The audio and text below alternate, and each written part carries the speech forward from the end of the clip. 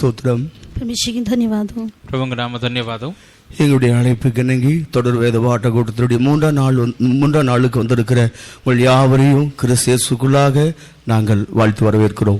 हमारे बाइबल अध्ययन के इस निमंत्रण को ग्रहण करते हुए हमारे इस तीसरे दिन के अध्याय में आए हुए आप सबको हम प्रभु यीशु मसीह में स्वागत करते हैं. बाइबल अध्ययन आप निमंत्रण जानी आपण तृतीय दिन आपण समस्त ईश्वर आशीर्वाद मैं समस्त आपण कृतज्ञ जणावुछु. நாம் சத்தியத்தை அறியும் பொழுது சத்தியமாய் மாற்றப்படுவோம். जब हम सच्चाई को जानेंगे तब सत्य हो के बदल जाएंगे. तेरे सत्यता में जानिबा सत्य ही के में बदली जीवा. இயேசு சத்தியத்தை அறிவீர்கள் சத்தியம் உங்களை விடுதலையாக்கும் என்று சொன்னார். यीशु ने कहा सच्चाई को तुम जानोगे तो सच्चाई तुम्हें स्वतंत्र करेगा. यीशु कहले सत्य तुम्हें जानिले सत्य ही तुमको स्वाधीन करिवो.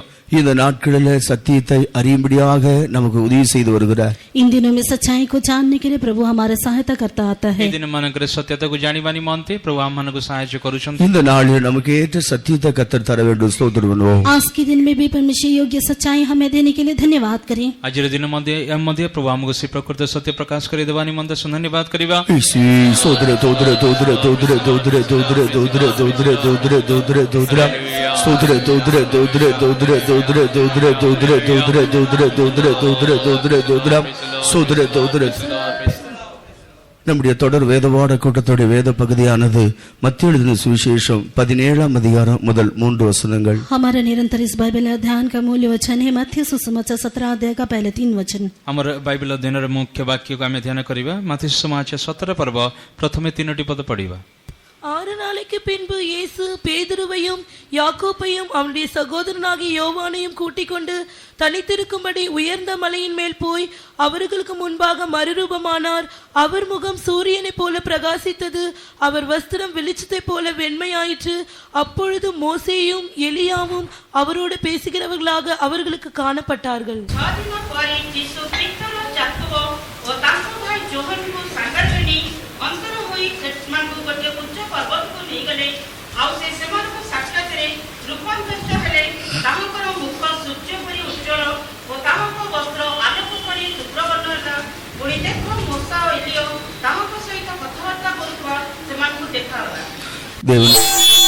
தேவனுக்கு மகிமை உண்டாகட்டும். परमेश्वर की महिमा हो. प्रभुଙ୍କ नाम गौरव हो. கர்த்தராகிய இயேசு இந்த உலகத்தில் அவர் ஊழியம் செய்யும் பொழுது அவர் செய்த ஒரு காரியத்தை இங்கே நான் வாசிக்க கேட்டோம். प्रभु यीशु मसीह संसार में सेवा करने के दिनों में वो क्या हुआ एक काम को यहाँ पर हम पढ़ के अभी सुने हैं. प्रभु यीशु पृथ्वी पृष्ठ रे तंगर सेवा कार्य समय गुट्टे सेवा गुट्टे घटना विषय में स्थान पढ़वछु. அவர் ஊழித்த நாட்களில் செய்தவைகள் எல்லாம் பிற்காலத்திலே நடந்தேறக்கூடியவைகள். और उस सेवकाई के दिनों में जो कुछ भी किया आने वाले दिनों में घटना हुई घटनाएं हैं. एवं तंग सेवा कार्य माध्यम रे जा के विषय करिथिले एवं और वर्तमान समय रे से विषय सफल होउछि. அவர் செய்த ஒவ்வொன்றும் இனி உலகத்தில் நடக்க போகிறவைகள். और जो उसने किया था आने वाले दिनों में संसार में होने वाली बातें हैं. जिस से समय जहाँ जहाँ करिथिले आगामी दिन मान करे जगत से प्रकार घटिया पे जाउथिला. இதை உறுதிப்படுத்தும்படியாக தான் தன்னோடு 12 சீசர்களை எப்பொழுதும் அவர் கூட வைத்திருந்தார். और इस बात को साबित करने के लिए निश्चय दिलाने के लिए अपने साथ हमेशा वो 12 चेलों को रखता था. जिसुंगर कार्य को प्रमाणित करने मंदे सर्वदा जिसु 12 शिष्यमान को नहीं तंग संगरे जाउथिले. அவர் செய்கிற எல்லாவற்றையும் பார்த்து பிந்தின காலத்தில் அவர்கள் செய்வதற்காக அவர்களை கூடவே வைத்து ஆண்டவர் நடத்தி வந்தார். और जो कुछ भी यीशु करता था आने वाले दिनों में जैसे वो भी ऐसे काम करें इसलिए प्रभु यीशु मसीह अपने साथ अपने चेलों को हमेशा रखता था. जिसु जो कार्य करूथिले तंगर शिष्य माने मध्ये आगामी दिन मानकरे से कार्य करिवा निमंते शिष्य मानको तंग संग ने जाउथिले. ஒரு பெரிய நோக்கத்தோடு தான் 12 சீசர்களை அவர் தன்னோடு வைத்திருந்தார். एक बड़े मकसद के साथ ही 12 चेलों को अपने साथ रखा. जिसु 12 शिष्य मानको बड़ बड़ उद्देश्य सहित तंग संग रखिदिले. அந்த நோக்கம் இந்த நாளிலும் நிறைவேற்றப்பட்டு வருகிறது. और वो मकसद इन दिनों में पूरा हो रहा है. से उद्देश्य वर्तमान दिन मानकरे सफल होउछि. இந்த 17ஆம் அதிகாரத்தில் நடந்ததான இந்த சம்பவம் 17 अध्याय में हुआ एक घटना 17 पर्व रे घटितवा घटना இனி மனிதனுக்கு ஆண்டவர் வைத்திருக்கிற மறுரூபத்தை வெளிப்படுத்தும்படியாக அது காட்டப்பட்டிருக்கிறது. आने वाले दिनों में मनुष्य को परमेश्वर रखा हुआ रूपांतरण को ये प्रकट करता है. आगामी दिन मानकरे मनुष्य पय रखितवा रूपांतर विषय प्रभु प्रकाश करूथिले. மனிதன் மறுரூபம் ஆக வேண்டியவனாக இருக்கிறார். मनुष्य रूपांतरण होने वाला है. मनुष्य रूपांतर पय जाउछि. தேவன் மனிதனை சிருஷ்டித்த பொழுது जब परमेश्वर ने मनुष्य की सृष्टि की जितने परमेश्वर मनुष्य की सृष्टि कले அவனுக்கு தேவன் கொடுத்ததான ரூபம் தன்னுடைய ரூபமாகவே இருந்தது. उसका स्वरूप जो परमेश्वर ने उसे दिया था अपना स्वरूप था. जिसु परमेश्वर मनुष्य को तंक प्रतिमूर्ति देथिले.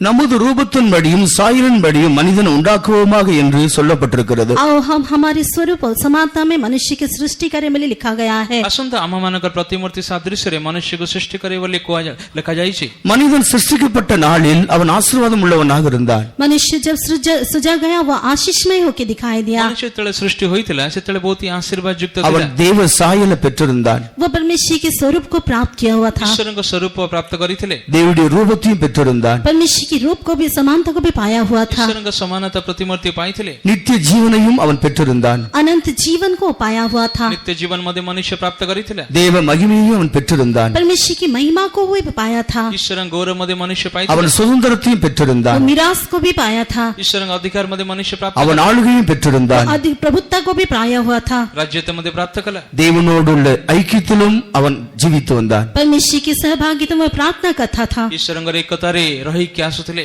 மனிதன் பாவம் செய்த பொழுது இந்த 7 ஆசீர்வாதங்களையும் இழந்து போய்விட்டான். लेकिन जब मनुष्य ने पाप किए 7 प्रकार की आशीषों को खो बैठा. ମନୁଷ୍ୟ ପାପ କରିବା ସକାଶୁ 7ଟି ପ୍ରକାର ଆଶୀର୍ବାଦ ନଷ୍ଟ କରିଦେଲା. மனிதன் இந்த தேவ சாயலை இழந்து பாவ மாம்ச சாயலாய் மாறிவிட்டான். मनुष्य परमेश्वर के स्वरूप को खोते हुए पापमय शरीर रूप होकर बदल गया. ସେହି ସମୟରେ ମନୁଷ୍ୟ ଈଶ୍ୱରଙ୍କ ପ୍ରତିମୂର୍ତ୍ତି ହରାଇ ବସି ପାପର ପ୍ରତିମୂର୍ତ୍ତି ପ୍ରାପ୍ତ କଲା. மனிதன் தேவ சாயலில் இருந்து பாவ மாம்ச சாயலில் விழுந்து விட்டான். मनुष्य परमेश्वर के स्वरूप को खोते हुए पाप और मांस में शरीर को स्वरूप को पा लिया. ମନୁଷ୍ୟ ଈଶ୍ୱରଙ୍କ ସଦୃଶ୍ୟକୁ ହରାଇ ବସି ମନୁଷ୍ୟ ଥିବା ପାପର ସାଦୃଶ୍ୟ ପ୍ରାପ୍ତ କଲେ. இந்த தேவ சாயலை திரும்பவும் மனிதனுக்கு கொடுப்பதற்காக दोबारा इसी मनुष्य को परमेश्वर के स्वरूप को देने के लिए ପୁନର୍ବାର ମନୁଷ୍ୟକୁ ଈଶ୍ୱରଙ୍କ ସଦୃଶ୍ୟ ଦେବା ନିମନ୍ତେ மீண்டும் இந்த மனிதனுக்கு தேவன் தமது ரூபத்தை கொடுப்பதற்காக दोबारा मनुष्य को परमेश्वर अपना समानता देने के लिए ପୁନର୍ବାର ମନୁଷ୍ୟକୁ ଈଶ୍ୱରଙ୍କ ପ୍ରତିମୂର୍ତ୍ତି ଦେବା ନିମନ୍ତେ தமது குமாரனை பாவ மாம்ச சாயலாக பூமிக்கு அனுப்பினார். अपने पुत्र को वो पाप का स्वरूप करते या मनुष्य के स्वरूप में पृथ्वी में वो भेज दिया. ସେଥିପାଇଁ ନିଜ ଅଦ୍ୱିତୀୟ ପୁତ୍ରକୁ ପାପମୟ ସ୍ୱରୂପେ ଏବଂ ସେ ଗୋଟେ ମନୁଷ୍ୟ ପୁତ୍ର ସ୍ୱରୂପେ ଜଗତକୁ ପ୍ରେରଣ କଲେ. பாவ சாயலாய் மாறிப்போன மனிதனை சந்திப்பதற்கு தெய்வம் பாவ மாம்ச சாயலில் இயேசுவின் நாமத்தில் வெளிப்பட்டார். पाप स्वरूपी मनुष्य को मुलाकात करने के लिए पाप में स्वरूप होते हुए शरीरधारी होते हुए मनुष्य के रूप में यीशु प्रकट हुआ. ପାପ ସ୍ୱରୂପ ମନୁଷ୍ୟକୁ ସାକ୍ଷାତ କରିବା ନିମନ୍ତେ ଈଶ୍ୱର ତାଙ୍କ ପୁତ୍ରକୁ ପ୍ରଭୁ ଯୀଶୁକୁ ତାଙ୍କର ପାପମୟ ଶରୀର ଏବଂ ଗୋଟେ ମନୁଷ୍ୟ ରୂପ ଧାରଣ କରି ଜଗତକୁ ପଠାଇଲେ. பாவ மாம்ச சாயல் என்பது மனிதன் விழுந்து போன பாவத்தின் சாயலாக இருக்கிறது. पाप और मांस का स्वरूप कहने से मनुष्य जो गिर गया था वो पाप को दिखाता है. ପାପ ବା ମାଂସ ସେ ବିଷୟକୁ ଦର୍ଶାଏ. ମନୁଷ୍ୟ ଯେ ବିଷୟରେ ପତିତ ହୋଇଯାଇଛି ସେ ବିଷୟକୁ ଦର୍ଶାଏ. இயேசு பாவத்தை சுமந்து பாவத்தை போக்கும் பலியாக மாம்ச சாயலில் வெளிப்பட்டார். यीशु पाप को उठाते हुए पाप को निवारण करने के लिए पाप का बलि स्वरूप शरीर में प्रकट हुआ. ଯୀଶୁ ପାପକୁ ବହନ କରିକି ପାପକୁ ବିନାଶ କରିବା ନିମନ୍ତେ ଯୀଶୁର ପାପର ବଳି ହେଇକି ଜଗତକୁ ଆସିଲେ. அந்த பாவ சாயலில் ரூபத்தில் இருக்கும்போதுதான் மறுரூபமானார். और उस पाप स्वरूप में दिखाए रहने के समय में ही या वो शरीर में रहने के समय ही रूपांतरित हुआ. ଯେତେବେଳେ ପାପ ସ୍ୱରୂପ ଶରୀର ଥିବା ସମୟରେ ସେତେବେଳେ ଯୀଶୁଙ୍କ ରୂପାନ୍ତର ସେ ଏହି ସମୟରେ ହୋଇଥିଲା. அவர் பாவ சாயலில் வெளிப்பட்டாலும் वो पाप के स्वरूप में प्रकट होने पर भी ପାପ ସଦୃଶ୍ୟରେ ଯୀଶୁ ପ୍ରକାଶ ପାଇଲେ ମଧ୍ୟ அவருடைய பிறப்பு ஒரு பாவத்தின் பிறப்பு அல்ல.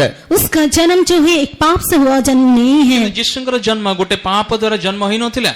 பாவ மாம்ச சாயலில் வெளிப்பட்டாலும் ஒரு பரிசுத்த பிறப்பாக பிறந்தார். पाप के स्वरूप में मांस में प्रकट होने पर भी उसका जन्म एक पवित्र जन्म होकर दिखाई देता है. ପାପ ସ୍ୱରୂପ ମନୁଷ୍ୟ ରୂପ ଧାରଣ କରି ଆସିଲେ ମଧ୍ୟ ଯୀଶୁଙ୍କର ଜନ୍ମ ପାପ ତୁଲ୍ୟ ପାପ ହେଇ ନଥିଲା. மனிதனை போல மனித வித்தில் அவர் உண்டானவர் அல்ல.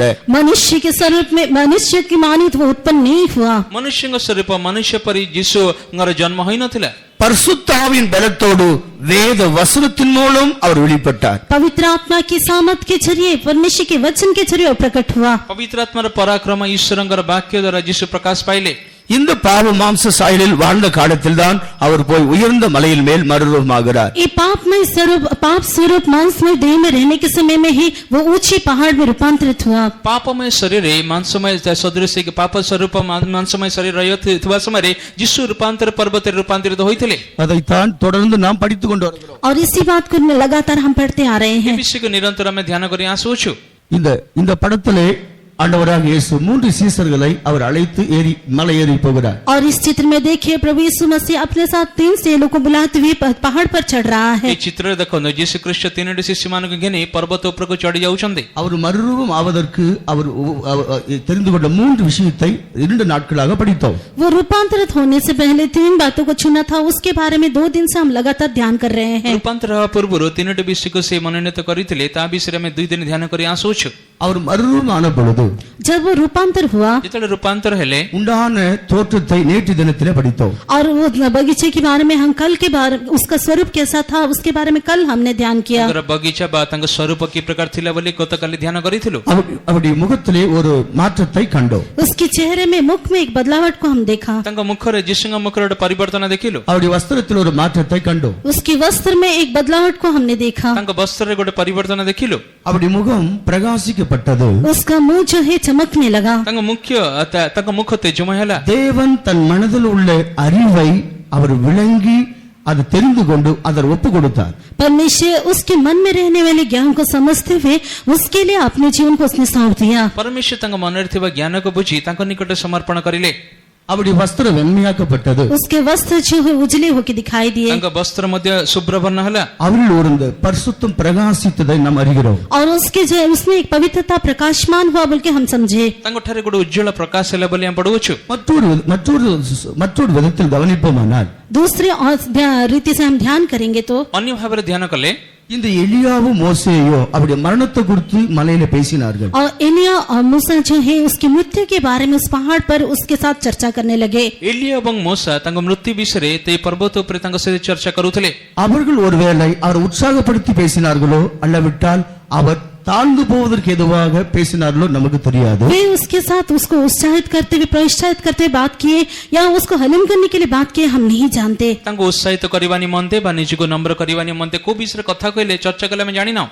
ஆனால் அவருடைய மரணத்தை குறித்து பேசும் பொழுது लेकिन उसकी मृत्यु के बारे में बातें करने के समय में ଯେତେବେଳେ ତାଙ୍କ ମୃତ୍ୟୁ ବିଷୟରେ କଥା କହିଲେ அவர் எவ்வளவேனும் பயப்படாமல் वो कुछ भी भयभीत ना होते हुए ଯୀଶୁ କିଛି ଭୟ ନ କରି அவருடைய முகம் பிரகாசிக்கப்பட்டது. उसका मुंह चमकने लगा. ତାଙ୍କ ମୁଖ ଉଜ୍ଜ୍ୱଳ ହେଲା. அவர் எடுத்த தீர்மானத்தில் உறுதியாக இருந்தார். वो जो निर्णय लिया था उसमें वो दृढ़ रहा. ଯୋଉ ନିଷ୍ପତ୍ତି ନେଇଥିଲେ ତାଠାରେ ସ୍ଥିର ହେଲେ. எடுத்த தீர்மானத்தில் உறுதியாக இருந்து लिए हुए निर्णय में दृढ़ रहते हुए ନେଇଥିବା ନିଷ୍ପତ୍ତିରେ ସ୍ଥିର ହୋଇ அவர் எருசலேமை நோக்கி போனார். वो यरूशलेम की ओर देखता हुआ चला गया. ଯୀଶୁ ଜେରୁସଲେମ ଆଡକୁ ଯାତ୍ରା କଲେ. தாம் தேவனிடத்தில் சேர்த்துக் கொள்ளப்பட வேண்டிய காலம் வந்த பொழுது वो परमेश्वर के पास पहुंचने के समय आने के बाद ଯେତେବେଳେ ଯୀଶୁଙ୍କର ସମୟ ପରମେଶ୍ୱର ନିକଟ ପହଞ୍ଚିବାର ସମୟ ଆସିଲା, தமது முகத்தை எருசலேமுக்கு நேராய் திருப்பினார் என்று வாசிக்கிறோம். अपना मुंह यरूशलेम की ओर किया बोल के हम पढ़ते हैं. ଆମେ ପଢୁ ଯୀଶୁ ତାଙ୍କ ମୁଖ ଜେରୁସଲେମ ଆଡକୁ ରଖିଲେ. அவர் எருசலேமிலே போய் சென்று பாடுபட்டார். वे यरूशलेम में पहुंचते हुए दुख उठाया. ଜେରୁସଲେମକୁ ଯାଇ ଯୀଶୁ ଦୁଃଖ ଭୋଗ ଶୟନ କଲେ. அவர் யூதருடைய கையிலே பிடிபட்டார். वो यहूदियों के हाथ में पकड़ा गया. ଯୁଦମାନଙ୍କ ହସ୍ତରେ ଧରାଗଲେ. பிரதான ஆசாரியருடைய கையிலே ஒப்பு கொடுக்கப்பட்டார். महायाजक के हाथ में सौंप दिया गया. ମହାଯାଜକ ହସ୍ତରେ ସମର୍ପିତ ହେଲେ. பிரதான ஆசாரியர் நியாயம் தங்களுடைய வேத பிரமாணத்தின்படி நியாயம் தீர்த்து தேசாதிபதியிடத்தில் அரசாங்கத்துக்கு ஒப்பு கொடுத்தார்கள். और महायाजक अपनी व्यवस्था के अनुसार उसका न्याय करते हुए प्रधान शासक के हाथ में उसको सौंप दिया. ମହାଯାଜକ ବ୍ୟବସ୍ଥା ନେଇ ତାଙ୍କୁ ଦଣ୍ଡ ଦେଇ ସେ କଣ କଲେ, ତାଙ୍କୁ ଉନ୍ନତ ଅଧ୍ୟକ୍ଷ ନିକଟକୁ ପଠାଇଲେ. அவர்கள் பிடித்து நியாய பிரமாணத்தின்படி நியாயம் தீர்த்து தேசாதிபதியுடைய கையில் ஒப்பு கொடுத்தார்கள். और उसे पकड़ते हुए व्यवस्था के अनुसार उसका न्याय करते हुए देश के अध्यक्ष के हाथ में उसको सौंप दिया. ଯୀଶୁଙ୍କୁ ଧରି ବ୍ୟବସ୍ଥା ଅନୁଯାୟୀ ତାଙ୍କୁ ବିଚାର କରି ତାକୁ ଦେଶ ଅଧ୍ୟକ୍ଷ ନିକଟକୁ ପଠାଇଲେ. அந்த தேசாதிபதியோ அவரை சிலுவைக்கு ஒப்பு கொடுத்தார். और देश का अध्यक्ष जो है उसे क्रूस पर चढ़ाया. କିନ୍ତୁ ଦେଶର ଅଧ୍ୟକ୍ଷ ତାଙ୍କ କୃଷ୍ୟ ମୃତ୍ୟୁ ନିମନ୍ତେ ତାଙ୍କୁ சிலுவைக்கு ஒப்பு கொடுத்து சிலுவையில் அறைந்து கொலை செய்தார்கள். क्रूस के लिए उसे सौंपते हुए क्रूस में उसे मार डाला गया. କ୍ରୁଶରେ ସମର୍ପଣ କରି ଯୀଶୁଙ୍କୁ କ୍ରୁଶରେ ବିଚାର କରିକି ମାରିଦେଲେ. பாவத்துக்காக, हमारी पाप के तहत, ଆମଙ୍କ ପାପ ନିମନ୍ତେ, நம்முடைய மீறுதல் நிமித்தம், हमारे अधर्म के कारण, ଆମମାନଙ୍କର ଅଧର୍ମ ନିମନ୍ତେ, நம்முடைய அநியாயத்தின் நிமித்தம், हमारे अन्याय के कारण, ଆମମାନଙ୍କର ଅନ୍ୟାୟ ନିମନ୍ତେ பாவம் செய்யாத நீதிபரர் அவர் சிலுவையிலே தொங்கினார். पाप ना किया हुआ धर्मी हमारे लिए क्रूस पर लटका. ପାପ ନ କରିଥିବା ଧାର୍ମିକ ଆମ ନିମନ୍ତେ କ୍ରୁଶରେ ଝୁଲିଲେ. பின்பு அவரை அடக்கம் செய்தார்கள். उसके बाद उसको दफन किया गया. ତାପରେ ତାଙ୍କୁ ସମାଧି ଦିଆଗଲା. அவர் அடக்கம் செய்த 3ஆம் நாளிலே அவர் உயிரோடு எழும்பினார். उसको दफन करके तीसरे दिन में वो जी उठा. ସମାଧି ଦେଲା ପରେ ତୃତୀୟ ଦିନରେ ଯୀଶୁ ଉଜ୍ଜୀବିତ ହେଲେ. தாம் சொன்னபடியே 3ஆம் நாளில் அவர் உயிரோடு எழும்பினார். जैसे उसने कहा था ऐसे ही तीसरे दिन वो पुनरुत्थित हुआ. ଯୀଶୁ ଯେ ପ୍ରକାର କହିଲେ ତୃତୀୟ ଦିନରେ ପୁନରୁତ୍ଥିତ ହେଲେ. வேதத்தில் எழுதப்பட்ட எல்லாம் நிறைவேறுவதற்கு இது ஒரு ஆதாரம். और शास्त्र में लिखे हुए सारी बातें पूरी होने के लिए ये भी एक आधार है। వాక్యరు లెక్కితివ సమస్త విషయ సఫల బని మంత ఏడ కూడా ఆధార స్వరూపటే வேறு ஒருவரும் நமக்கு சாட்சிக்கு தேவையில்லை. और दूसरे कोई हमारे लिए गवाह की जरूरत नहीं है। ଆଉ କୌଣସି ସାକ୍ଷ୍ୟର ଦରକାର ନାହିଁ। இயேசுடைய ஒரு வார்த்தை நமக்கு சாட்சியாக இருக்கிறது. यीशु का एक बात हमारे लिए गवाह है। ଯୀଶୁଙ୍କର ଗୋଟେ କଥା ଆମର ସାକ୍ଷୀ ଅଟେ। மரித்து மூன்றாம் நாள் உயிரோடு எழும்புவேன் என்று அவர் சொன்னார். और मर के तीसरे दिन में जी उठूंगा बोल के उसने कहा था। ଯୀଶୁ କହିଥିଲେ ମରିକି ତୃତୀୟ ଦିନରେ ମୁଁ ଜୀବିତ தாம் ହେବି। சொன்னபடியே அவர் மூன்றாம் நாள் உயிரோடு எழும்பினார். जैसे उसने कहा ऐसे ही तीसरे दिन वो पुनरुत्थित हुआ। ଯୀଶୁ ଯେ ପ୍ରକାର କଲେ ତୃତୀୟ ଦିନରେ ପୁନରୁତ୍ଥିତ ହେଲେ। அந்த வார்த்தை அப்படியே நிறைவேற்றப்பட்டது. हाँ, उसका वो वचन ऐसे ही पूरा हुआ। ଯୀଶୁଙ୍କର ବାକ୍ୟ ସେ ପ୍ରକାର ସଫଳ ହେଲା। இதிலிருந்து நம்ம என்ன விளங்கிக் கொள்கிறோம்? इससे हम क्या समझते हैं? ଆ ଦ୍ୱାରା କଣ ବୁଝୁ? அவர் சொன்ன ஒவ்வொரு வார்த்தையும் பூமியில நிறைவேறும். हाँ, वो उसका कहा हुआ हर एक बात पृथ्वी पर जरूर पूरा होगा। ଯୀଶୁ କହିଥିବା ପ୍ରତ୍ୟେକଟି ବାକ୍ୟ ଏ ଜଗତରେ ସଫଳ ହବ। அவர் சொன்ன ஒரு வார்த்தையும் நிறைவேற்றப்படாமல் தவறி போகாது. उसका कहा हुआ कोई भी बात पूरा हुए बिना चुक नहीं जाएगा। ଯୀଶୁ କହିଥିବା କୌଣସି ବିଷୟ ଅସଫଳ ନାହିଁ ତ ସେ ଲୋପ ପାଇବ ନାହିଁ। இவர் மர்மம் ஆகி காண்பித்ததான நோக்கம் वो रूपांतरित होकर दिखाने का मकसद क्या है? ଯୀଶୁ ରୂପାନ୍ତର ହେଇକି ଦେଖାଇ ଦେବାର ଉଦ୍ଦେଶ୍ୟ କଣ ଥିଲା? அடுத்து மனிதன் மர்மமாக்கப்பட வேண்டும். और बाद में मनुष्य रूपांतरित होना है। ପରେ ମନୁଷ୍ୟ ନିଜେ ରୂପାନ୍ତର ଦେବା ଆବଶ୍ୟକ। அவர் எப்படி மர்மமாக்கப்பட்டாரோ वो जैसे रूपांतरित हुआ ଯୀଶୁ ଯେ ପ୍ରକାର ରୂପାନ୍ତରିତ ହେଲେ அதே போல பாவத்தில் விழுந்து போன மனிதனுக்கு மறுரூபம் உண்டு. उसी प्रकार पाप में गिरा हुआ मनुष्य के लिए भी एक रूपांतरण है। ସେ ପ୍ରକାର ପାପରେ ପତିତ ମନୁଷ୍ୟ ନିମନ୍ତେ ମଧ୍ୟ ରୂପାନ୍ତର ଅଛି। அவர் எப்படி உயிரோடு எழும்பினாரோ जैसे वो पुनरुत्थित हुआ, जीवित हुआ, ଯୀଶୁ ଯେ ପ୍ରକାର ସଜୀବ ହେଲେ பாவத்தில் விழுந்து போன மனிதனுக்கு ஒரு உயிர்த்தெழுதல் உண்டு. और पाप में गिरा हुआ मनुष्य के लिए एक पुनरुत्थान है। ପାପରେ ପତିତ ମନୁଷ୍ୟ ନିମନ୍ତେ ପୁନରୁତ୍ଥାନ ଅଛି। அந்த நோக்கத்துக்காக தான் மறுரூபமானார். और उसी मकसद को पूरा करने के लिए वो वहाँ पर रूपांतरित हुआ। ସେଇ ଉଦ୍ଦେଶ୍ୟ ନିମନ୍ତେ ଯୀଶୁ ସେ ପର୍ବତରେ ରୂପାନ୍ତର ହେଲେ। அவர் அறையப்பட்டு அடக்கம் செய்யப்பட்டு वो क्रूस में मारा डाला गया और कब्र में दफन किया गया। କ୍ରୁଶର ହାତ ହେଇକି ସମାଧି ଦେଲା ଉତାରେ அவர் உயிரோடு எழுந்து वो जी उठा, ପୁନର୍ଜୀବିତ ହେଲେ। பரலோகத்துக்கு சென்று स्वर्ग में जाके ସ୍ୱର୍ଗକୁ ଯାଏ அவர் பரிசுத்த ஆவியை பூமிக்கு அனுப்பி தந்தார். वो पवित्र आत्मा को इस पृथ्वी पर भेज दिया। ପବିତ୍ର ଆତ୍ମାଙ୍କୁ ଜଗତକୁ ପଠାଇଲେ। பரிசுத்த ஆவியானவர் பூமிக்கு அனுப்பப்பட்ட பின்பு पवित्र आत्मा इस पृथ्वी पर भेजे जाने के बाद ପବିତ୍ର ଆତ୍ମା ଜଗତକୁ ପଠାଗଲା ପରେ அவரை போல ஜீவிக்கக்கூடிய ஒரு கூட்டம் அந்த சபைக்குள்ளே எழும்புகிறார்கள். और उसके माने जीवन व्यतीत करने के लिए एक झुंड कलीसिया में उठते हैं। ଯୀଶୁଙ୍କ ତୁଲ୍ୟ ଜୀବନ କାଟିବା ନିମନ୍ତେ ଗୋଟେ ଦଳ ଲୋକମାନେ ମଣ୍ଡଳରେ ଉଠିଲେ। அதுக்காக மனிதனை சந்திக்கிறார். और उसी के लिए वो मनुष्य के साथ मुलाकात किया। ତା ପାଇଁ ମନୁଷ୍ୟକୁ ସାକ୍ଷାତ କଲେ। அவர் எப்படி மனிதனை சந்திக்கிறார்? कैसे वो मनुष्य के साथ मुलाकात करता है? ଏ ପ୍ରକାର ମନୁଷ୍ୟ ତ ସାକ୍ଷାତ କଲେ। இதுதான் விழுந்து போன ஒரு மனிதனுடைய நிலவரம். और यही है एक गिरा हुआ मनुष्य का अवस्था। ଏଇ ଯୋଉ ଚିତ୍ରରେ ଗୋଟେ ପତିତ ମନୁଷ୍ୟର ଅବସ୍ଥା ଦେଖୁ। இத பற்றி நமக்கு தெளிவா விவரிப்பு நேரம் இல்லாவிட்டாலும் और इसके बारे में स्पष्ट रूप से मैं वर्णन करने के लिए समय ना रहने पर भी ଅଧିକ ପ୍ରାଞ୍ଜଳ କହିବା ପାଇଁ ସମୟ ନହେଲେ ମଧ୍ୟ அந்த ஒரு அளவுக்கு நான் சொல்லுகிறேன். कुछ हद तक मैं बताऊंगा। କିଛି ପରିମାଣରେ କହିବି। இயேசுடைய மரணத்துக்கு பின்பு यीशु की मृत्यु के पश्चात, ଯୀଶୁଙ୍କ ମୃତ୍ୟୁ ପରେ, ஆதாமுடைய பாவத்துக்கு பின்பு, आदम के पाप के पश्चात, ଆଦାମର ପାପ ପରେ ମଧ୍ୟ, அவன் பாவத்தில் விழுந்த பின்பு वो पाप में गिरने के बाद ପାପରେ ପତିତ ହେଲେ ମଧ୍ୟ மனிதன் இந்நிலவரத்துக்கு வந்து விட்டான். मनुष्य इस अवस्था में पहुंचा। ମନୁଷ୍ୟ ଏହି ଅବସ୍ଥାରେ ପହଞ୍ଚିଲା। இது மனிதனுடைய இருதயத்தை காண்பிக்கிறது. ये मनुष्य के हृदय को दिखाता है। ଏଇଟା ମନୁଷ୍ୟର ହୃଦୟକୁ ଦର୍ଶାଏ। மனிதனுடைய இருதயத்திலே பிசாசு வந்து விட்டான். मनुष्य के हृदय में शैतान आ बैठा। ମନୁଷ୍ୟର ହୃଦୟରେ ଶୈତାନ ଆସିଲା। அவன் கொடூரம் உள்ளவன்.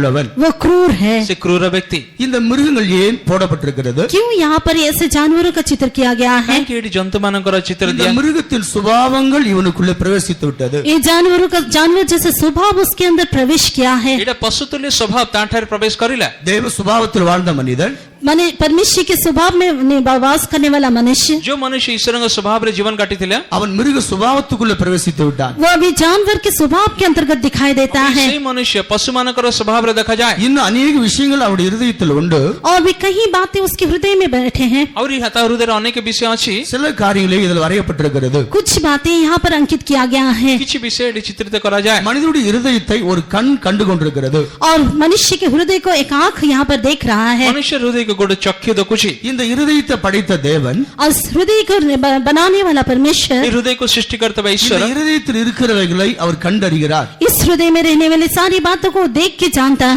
पाता है। ଏ ହୃଦୟରେ ସମସ୍ତ ବିଷୟକୁ ଦେଖି ଜାଣିପାରନ୍ତି। ஒவ்வொரு மனிதனுடைய இருதயத்துக்குள் இருக்கிறது தேவன் அறிகிறார். हर एक मनुष्य के हृदय में क्या है वो परमेश्वर जानता है। ପ୍ରତ୍ୟେକ ମନୁଷ୍ୟ ହୃଦୟରେ କଣ ଅଛି ପ୍ରଭୁ ତା இதுல ଜାଣନ୍ତି। சில மிருகங்கள் இருக்கு, அவருடைய சில சுபாவங்களை நான் சுருக்கமாக சொல்லுகிறேன். और यहाँ पर कुछ जानवर हैं, उनके स्वभाव वो क्या स्वभाव प्रकट करता है मैं से मैं कहूंगा। ଏଠି ଯେ ପଶୁମାନଙ୍କର କିଛି ଜଣଙ୍କର କିଛି ସ୍ୱଭାବ ମୁଁ ଆପଣଙ୍କୁ କହିବି। இங்க பார்த்தா பாருங்க, முதல்ல ஒரு மயில் போடப்பட்டிருக்கிறது. यहाँ पर देखिए पहले एक मोर का चित्र किया गया है। ପ୍ରଥମେ ଆମେ ଦେଖୁଛୁ ଗୋଟେ ମୟୂରର ଚିତ୍ର। மனிதன் உலக ரீதியில சந்தோஷம், நடனம், களிப்பிலே இறங்கி விட்டார். मनुष्य संसार के रीति से सारी प्रकार की आमोद प्रमोद में उसमें मग्न होकर दिखाई देता है। ମନୁଷ୍ୟ ଜଗତରେ ପ୍ରବେଶ କରି ସମସ୍ତ ଆମୋଦ ପ୍ରମୋଦରେ ମିଶିଗଲା। பாவ சந்தோஷத்துல உலகம் மூழ்கி இருக்கிறது. पाप के आनंद में संसार डूबा हुआ है। ପାପର ଆନନ୍ଦରେ ଶୈତାନ ଡୁବି ଯାଇ ଜଗତ ଡୁବି ଯାଇଛି। ஆண்கள் பெண்கள் எல்லாம் குடித்து நடனம் பண்ணுகிறார்கள். लड़के लड़कियां स्त्री पुरुष सारे लोग पी के आनंद नाचते मग्न होते हैं। ଝିଅ ପୁଅ ମାନେ ସମସ୍ତ ମଦ୍ୟପାନ କରି ନୃତ୍ୟ କରୁଛନ୍ତି, ଆନନ୍ଦ କରୁଛନ୍ତି। அவன் இருதயத்தில் இப்படிப்பட்ட நடனங்கள் உண்டாகிவிட்டது. उनके हृदय में इस प्रकार का नाच दिखाई देता ତାଙ୍କ है। ହୃଦୟରେ ଏ ପ୍ରକାର ଗୋଟେ ନୃତ୍ୟ ଦେଖାଗଲା। நடனம், நாட்டியம் இப்படிப்பட்டதில் மனிதன் ஆர்வமுள்ளவனாக இருக்கிறான். नाच और नृत्य में मनुष्य उसमें आनंद होकर दिखाई देता है। ନୃତ୍ୟ ଏବଂ ଆନନ୍ଦରେ ବିଭିନ୍ନ ଅଭିଳାଷରେ ପୂର୍ଣ୍ଣ ହେଇଗଲା। அடுத்து பார்க்கும்போது பாருங்க, ஒரு ஆட்டை பார்க்கிறோம், ஒரு வெள்ளாட்டை பார்க்கிறோம். उसके बाद देखिए वहाँ पर हम एक बकरी को देखते हैं। ତାପରେ ଆମେ ଗୋଟେ ମେଷକୁ ଦେଖୁଛୁ। அது கீழ்ப்படியாத ஒன்று. वो अनाज्ञाकारी एक है ସେ ଯେ ଛାଗ ସେ ଆଜ୍ଞା ହୁଏ ନାହିଁ। அதுக்கு பல சுபாவங்கள் உண்டு. और उस बकरा के में से कई स्वभाव उसको है। ସେ ଛାଗର ଅନେକ ସ୍ୱଭାବ ଅଛି। அதுல ஒன்று கீழ்ப்படியாதது. उसमें एक स्वभाव अनाज्ञाकारिता। ତାର ଗୋଟେ ସ୍ୱଭାବ ଅଛି କାହାକୁ ବାଧ୍ୟ ହବ ନାହିଁ। அதாவது வெள்ளாடு. और वो है बकरा। ସେ ହେଉଛି ଛାଗ। வெள்ளாடு கீழ்ப்படியாது. बकरा कहने से किसी का अधीन नहीं होता, आज्ञाकारी नहीं होता। ସେ ଛାଗ କାହାର ଅଧୀନରେ ଆସିବ ନାହିଁ। மனிதன் கீழ்ப்படியாமை காட்டிதான் பாவத்துக்குள்ளான. मनुष्य अनाज्ञाकारिता के कारण ही पाप किया। ମନୁଷ୍ୟ ଅବାଧ୍ୟ ସକାଶୁ ପାପ କରି ବସିଲା। கீழ்ப்படியாமை பாவம். अनाज्ञाकारिता पाप है। ଅବାଧ୍ୟତା ପାପ ଅଟେ। எப்போது கீழ்ப்படியாமை அவனுக்குள்ளே வாழ்ந்து கொண்டிருக்கிறது. हाँ, हमेशा वो आज्ञा उल्लंघन करना बात उसके अंदर वास करता है। ସେତେବେଳେ ଅନାଜ୍ଞା ବାହାର ସ୍ୱଭାବ ତାଠାରେ ବାସ କରିଥାଏ। அதன் பின்பு பார்க்கும் பொழுது ஒரு பன்றி இருக்கிறது. उसके बाद हम एक सुअर को देखते हैं। ତାପରେ ଗୋଟେ ଘୁଷୁରୀକୁ ଦେଖୁ। இந்த பன்றி தேவ சமூகத்துக்கு புறம்பானது. ये जो सुअर है वो परमेश्वर के सम्मुख से दूर है। ଏଇ ଯୋଉ ଘୁଷୁରୀ ଈଶ୍ୱରଙ୍କ ଛାମରୁ ଦୂରରେ ଅଛି। இதை நல்ல தண்ணீரை ஊற்றி கழுவினாலும் சேற்றில் தான் போய் பொருளும். उस सुअर को अगर हम अच्छी पानी से धो के साफ करेंगे तो भी वो कीचड़ के ओर ही भागेगा। ଏଇ ଘୁଷୁରୀ କେତେ ଭଲ ଭାବରେ ଧୋଇକି ସଫା କରି ଗାଧେଇଲେ ମଧ୍ୟ ପୁନର୍ବାର କାଦୁଅରେ ପଳେଇଯାଏ। அசுத்தத்தில் தான் அது சந்தோஷமாக இருக்கும். अशुद्धता में ही वो आनंद मनाता है। ଘୁଷୁରୀ ଅଶୁଚିତରେ ଆନନ୍ଦ କରିଥାଏ। மனுஷனுக்கு அசுத்த வார்த்தை பேசுறது பெரிய ஒரு சந்தோஷம். मनुष्य को अशुद्ध बातें बोलना बड़ा आनंद हर्ष होकर दिखाई दे रहा है। ମନୁଷ୍ୟ ମାନେ ଅଶୁଚି କଥା କହିବା ପାଇଁ ବହୁତ ଆନନ୍ଦ ଲାଗିଥାଏ। அசுத்த வார்த்தையில பேசி அதை ரசிக்கிறார்கள். अशुद्ध बातों को बोलते हुए उसमें वो लोग मजा उड़ा रहे हैं। ଅଶୁଚି କଥା କହି କହି ତାଠାରେ ଥଟ୍ଟା ମଜା କରୁଛନ୍ତି। அவ கிரியெல்லாம் அசுத்தம். और उसकी सारी क्रियाएं अशुद्ध है। ତାଙ୍କର କ୍ରିୟା ଗୁଡ଼ିକ ଅଶୁଚି। நம்ம அக்கிரமத்திலும் பாவத்தில் நிறைந்திருந்தோம். हम अधर्म पाप में परिपूर्ण होके थे। ଆମେ ପାପ ଧର୍ମରେ ପୂର୍ଣ୍ଣ ଥିଲୁ। ஆகையால் ஆண்டவர் நம்முடைய இருதயத்தை கண்டு கொண்டே இருந்தார். इसीलिए परमेश्वर हमारे हृदय को देखता रहा। କିନ୍ତୁ परमेश्वर निरंतर ଆମ ହୃଦୟକୁ ଦେଖୁଥିଲେ। பின்பு ஒரு ஆமை அவருடைய காலின் கீழ் இருக்கிறது. उसके बाद हम देखते हैं कि उसके पांव तले एक कछुआ है। ତାପରେ ଦେଖୁଛି ତା ପାଦ ତଳେ ଗୋଟେ କଇଁଛ।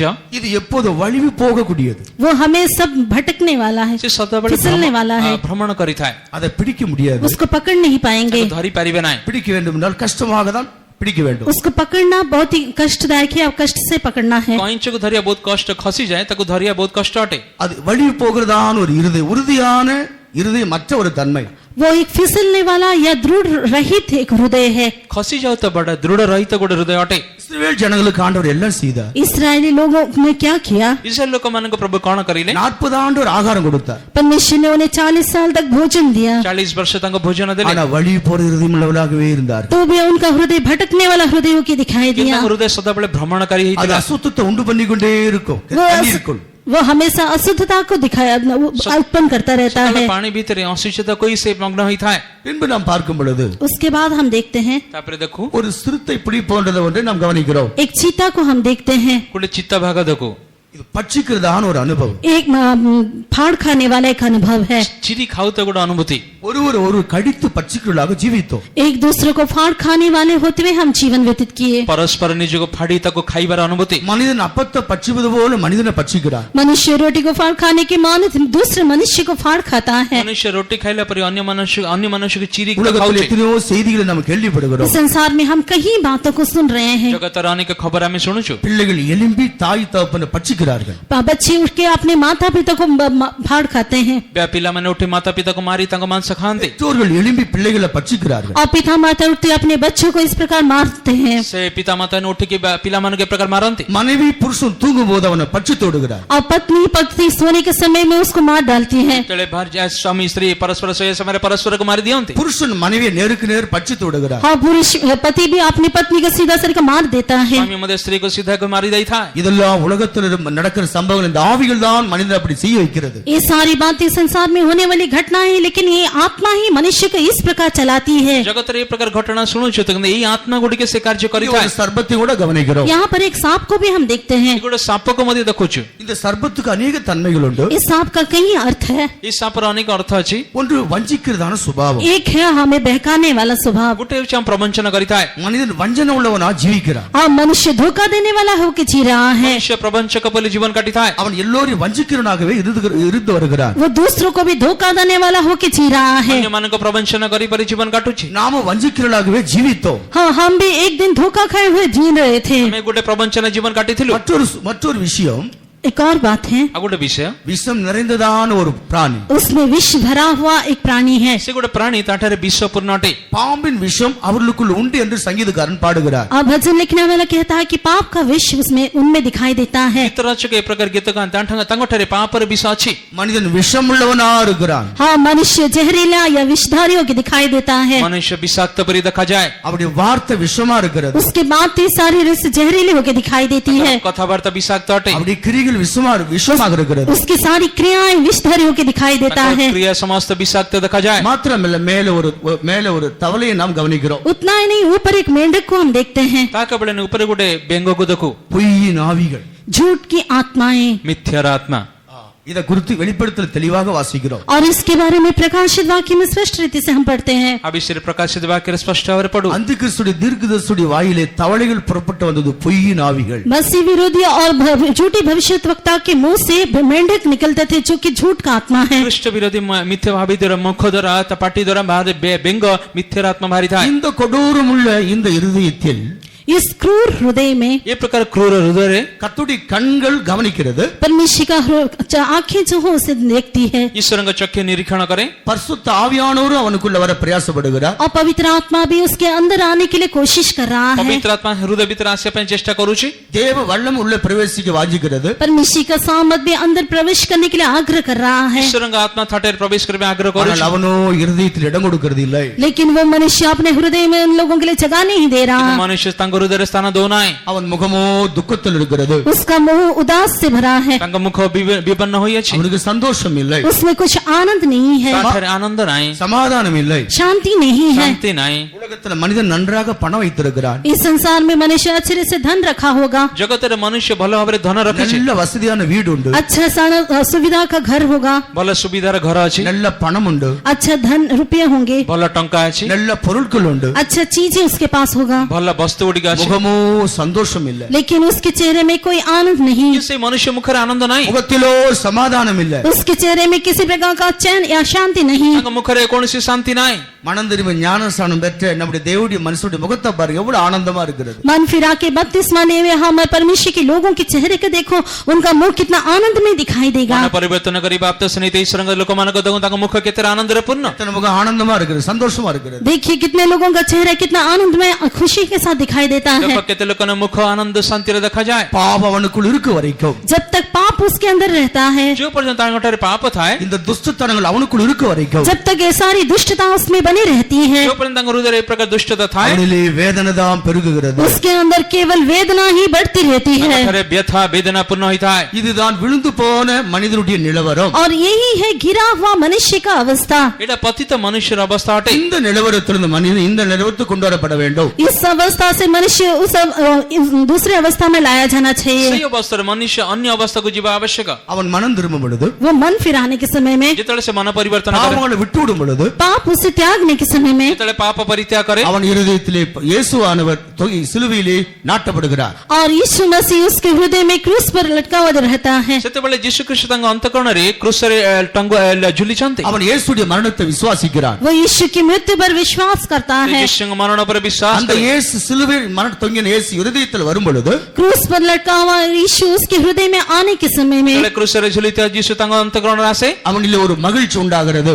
उसमें एक मगनता उत्पन्न होती है। ଏ ମନୁଷ୍ୟରେ ଗୋଟେ ଆନନ୍ଦ ଆସେ। அவன் ஒரு சந்தோஷமுள்ளவனாய் மாறி वो விடுகிறான். एक आनंदमय होके बदल जाता है। ସେ ମନୁଷ୍ୟ ଆନନ୍ଦମୟ ହୋଇଯାଏ। புசித்தாலும் புசிக்க விட்டாலும், खाए या ना पिए, ଖାଇଲେ କି ନ ଖାଇଲେ ମଧ୍ୟ, குடித்தாலும் குடிக்க விட்டாலும், पिए या ना पिए, ପିଇଲେ ନ ପିଇଲେ ମଧ୍ୟ, என்ன கஷ்டம் இருந்தாலும் चाहे कुछ भी कष्ट क्यों ना हो, ଯୋଉ କଷ୍ଟ ନ ହେଲେ ମଧ୍ୟ தேவனுடைய பிள்ளைகளுக்கு ஒரு சந்தோஷம் உண்டு. परमेश्वर के लोगों के लिए एक आनंद है। ଈଶ୍ୱରଙ୍କ ଲୋକଙ୍କ ପାଇଁ ଗୋଟେ ଆନନ୍ଦ ଅଛି। மாத்திரமல்ல, பரிசுத்த ஆவியானவர் அவனுக்குள்ளே வந்து விடுகிறார். उतना ही नहीं, पवित्र आत्मा भी उसके अंदर आ जाता है। ତା କେବଳ ନୁହେଁ, ପବିତ୍ର ଆତ୍ମା ତାଠାରେ ଆସିଥାଏ। அவன் இருதயத்தில் பாருங்கள், அழகான கனி வர்க்கங்கள் உண்டாகிறது. देखिए उसके हृदय में कितना अच्छा फल दिखाई देता है, ଦେଖ ତାଙ୍କ ହୃଦୟରେ କେତେ ଉତ୍ତମ ଫଳ ଉତ୍ପନ୍ନ ହୋଇଛି। அதுதான் நல்ல சுபாவங்கள். और वही है उत्तम स्वभाव। ସେଟା ଉତ୍ତମ ସ୍ୱଭାବକୁ ପ୍ରକାଶ କରେ। இந்த சுபாவத்தை குறித்து பவுல் எழுதும் பொழுது, इन स्वभावों के बारे में संत पौलुस लिखने के समय में ಈ ସ୍ୱଭାବ ବିଷୟରେ ଯେତେବେଳେ ସାଧୁ ପೌଲ ଲେଖନ୍ତି, ஆவியின் கனி என்று கலாத்தியர் 5ஆம் அதிகாரத்தில் குறிப்பிடுகிறார். आत्मा का फल बोल के गलातिया 5 अध्याय में वो लिखता है। ଆତ୍ମାର ଫଳ ବିଷୟରେ ଗଲାତି ପୁସ୍ତକ 5ରେ ପଢୁ।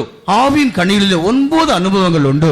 आत्मा के फलों में 9 प्रकार के अनुभव है। ଆତ୍ମାର ଫଳରେ 9ଟି ପ୍ରକାର ଆତ୍ମା ଗୁଡିକ ଅଛି। அவன் ஒரு கனி கொடுக்கும் நாய் மாறி விடுகிறான். वो एक फल देने वाला होके बदल जाता है। ଫଳଦାୟକ ହେଇକି ମନୁଷ୍ୟ ବଦଳି ଯାଏ।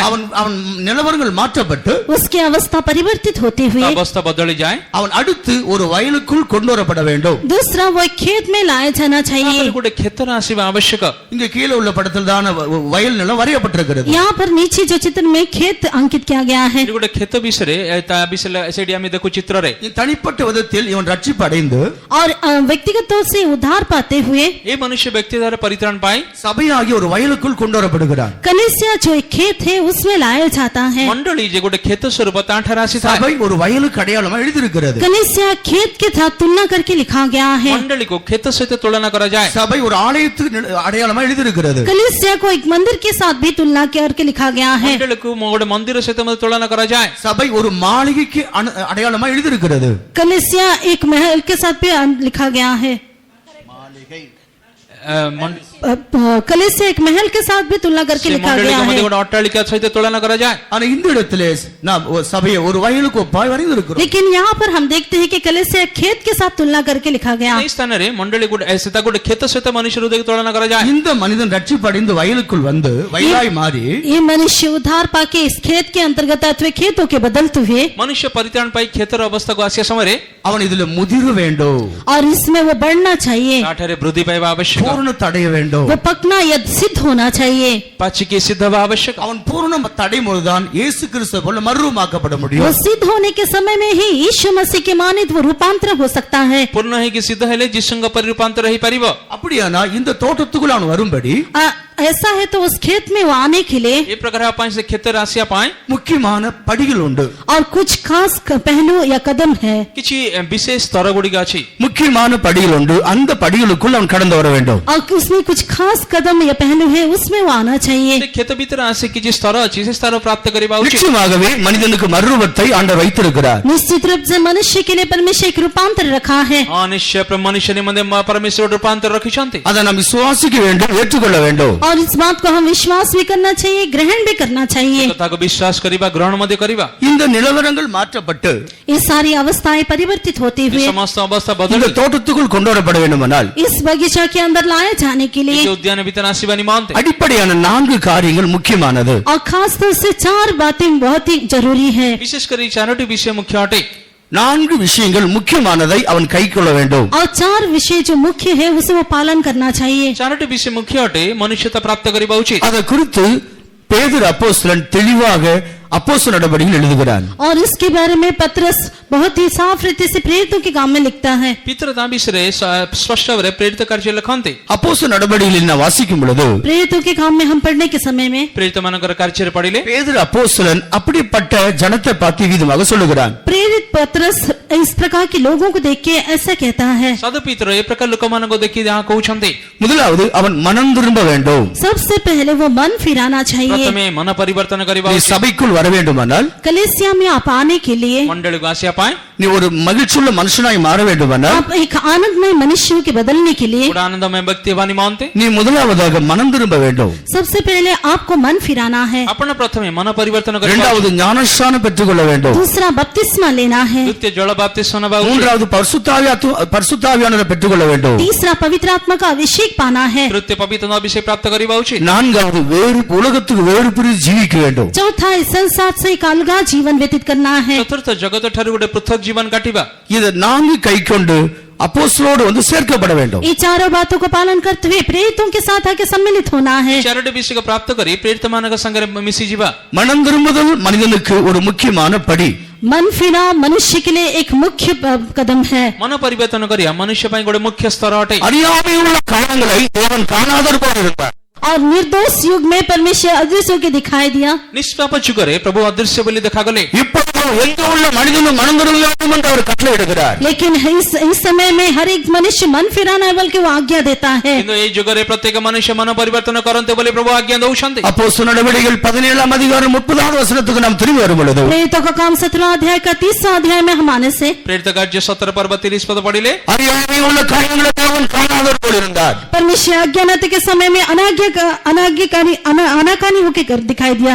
अज्ञानता काल रे प्रभु ए प्रकार विषय देखुछन्ते। இப்பொழுது எங்கே உள்ள மனிதர்களும் மனம் திரும்ப வேண்டும் என்று தேவன் கட்டளை இடுகிறார். अब हर जगह सब मनुष्य को मन फिराने की आज्ञा वो देता है। किंतु इस समय समस्त मनुष्य मन परिवर्तन करे निमंते आज्ञा दउछन्ते। பூமியில் எங்கு இருக்கிற மனிதனும் மனம் திரும்ப வேண்டும்.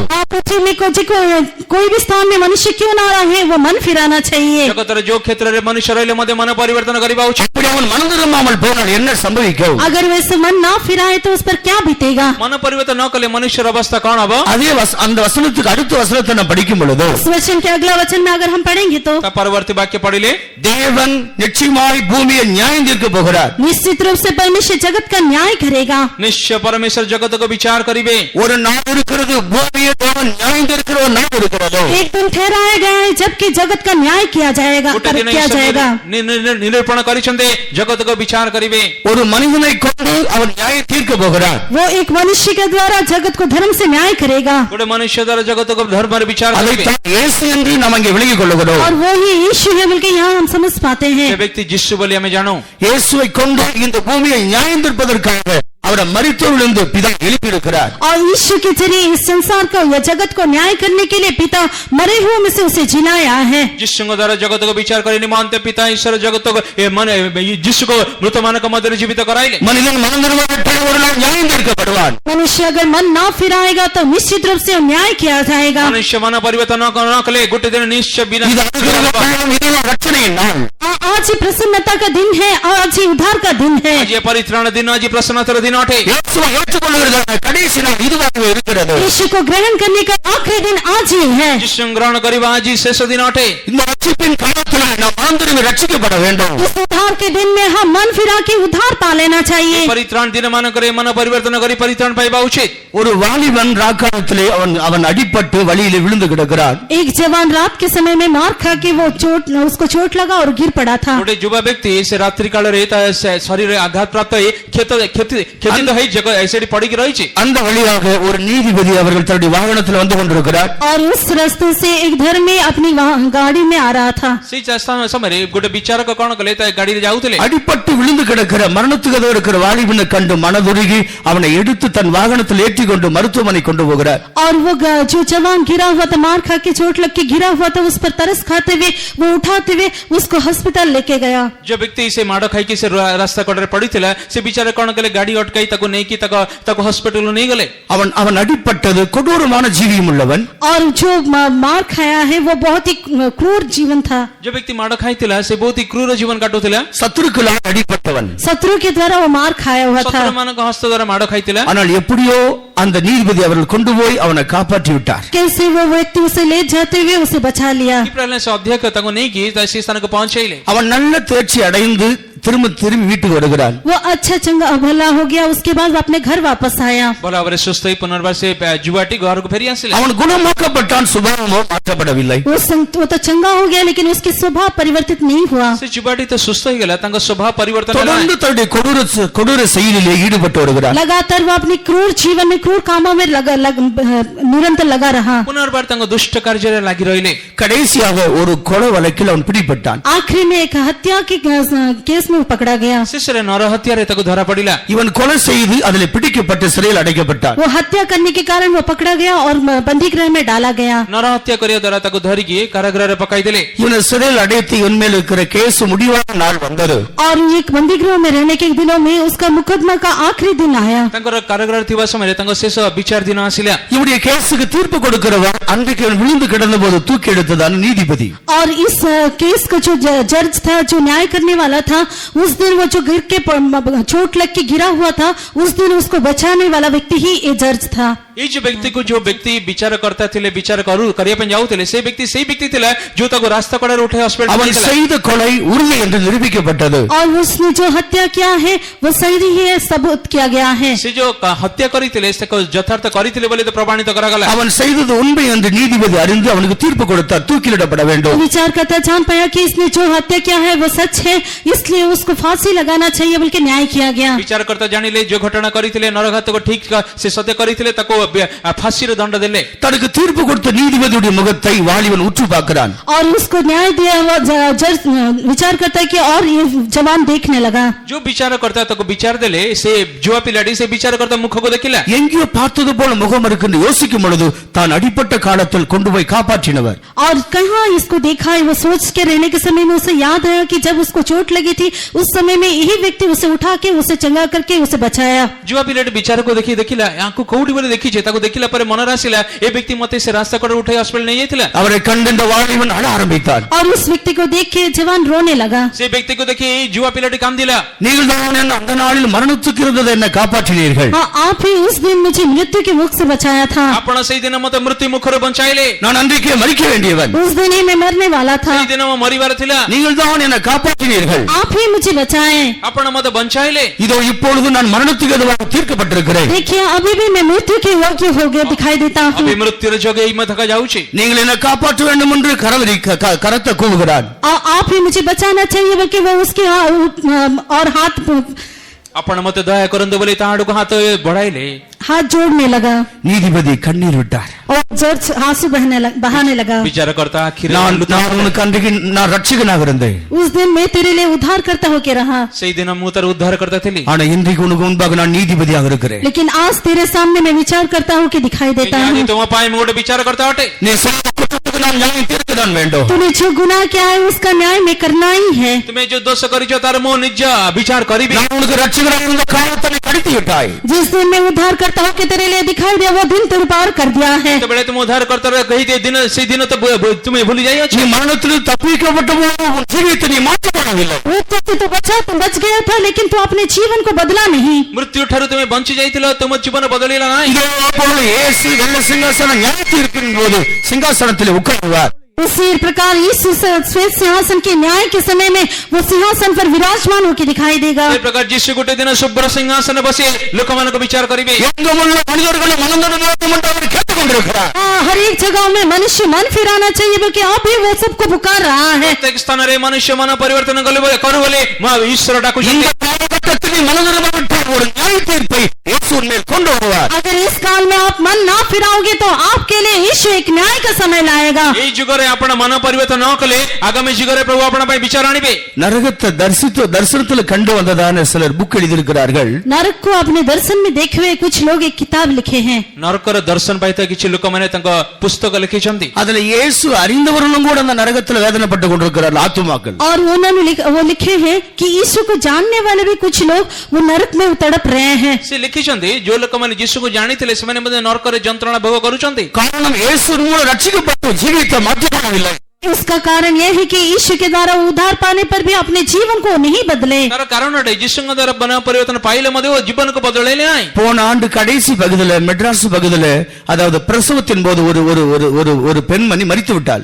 और पिछले साल मद्रास के उस क्षेत्र में एक स्त्री जो प्रसव वेदना से मर गई।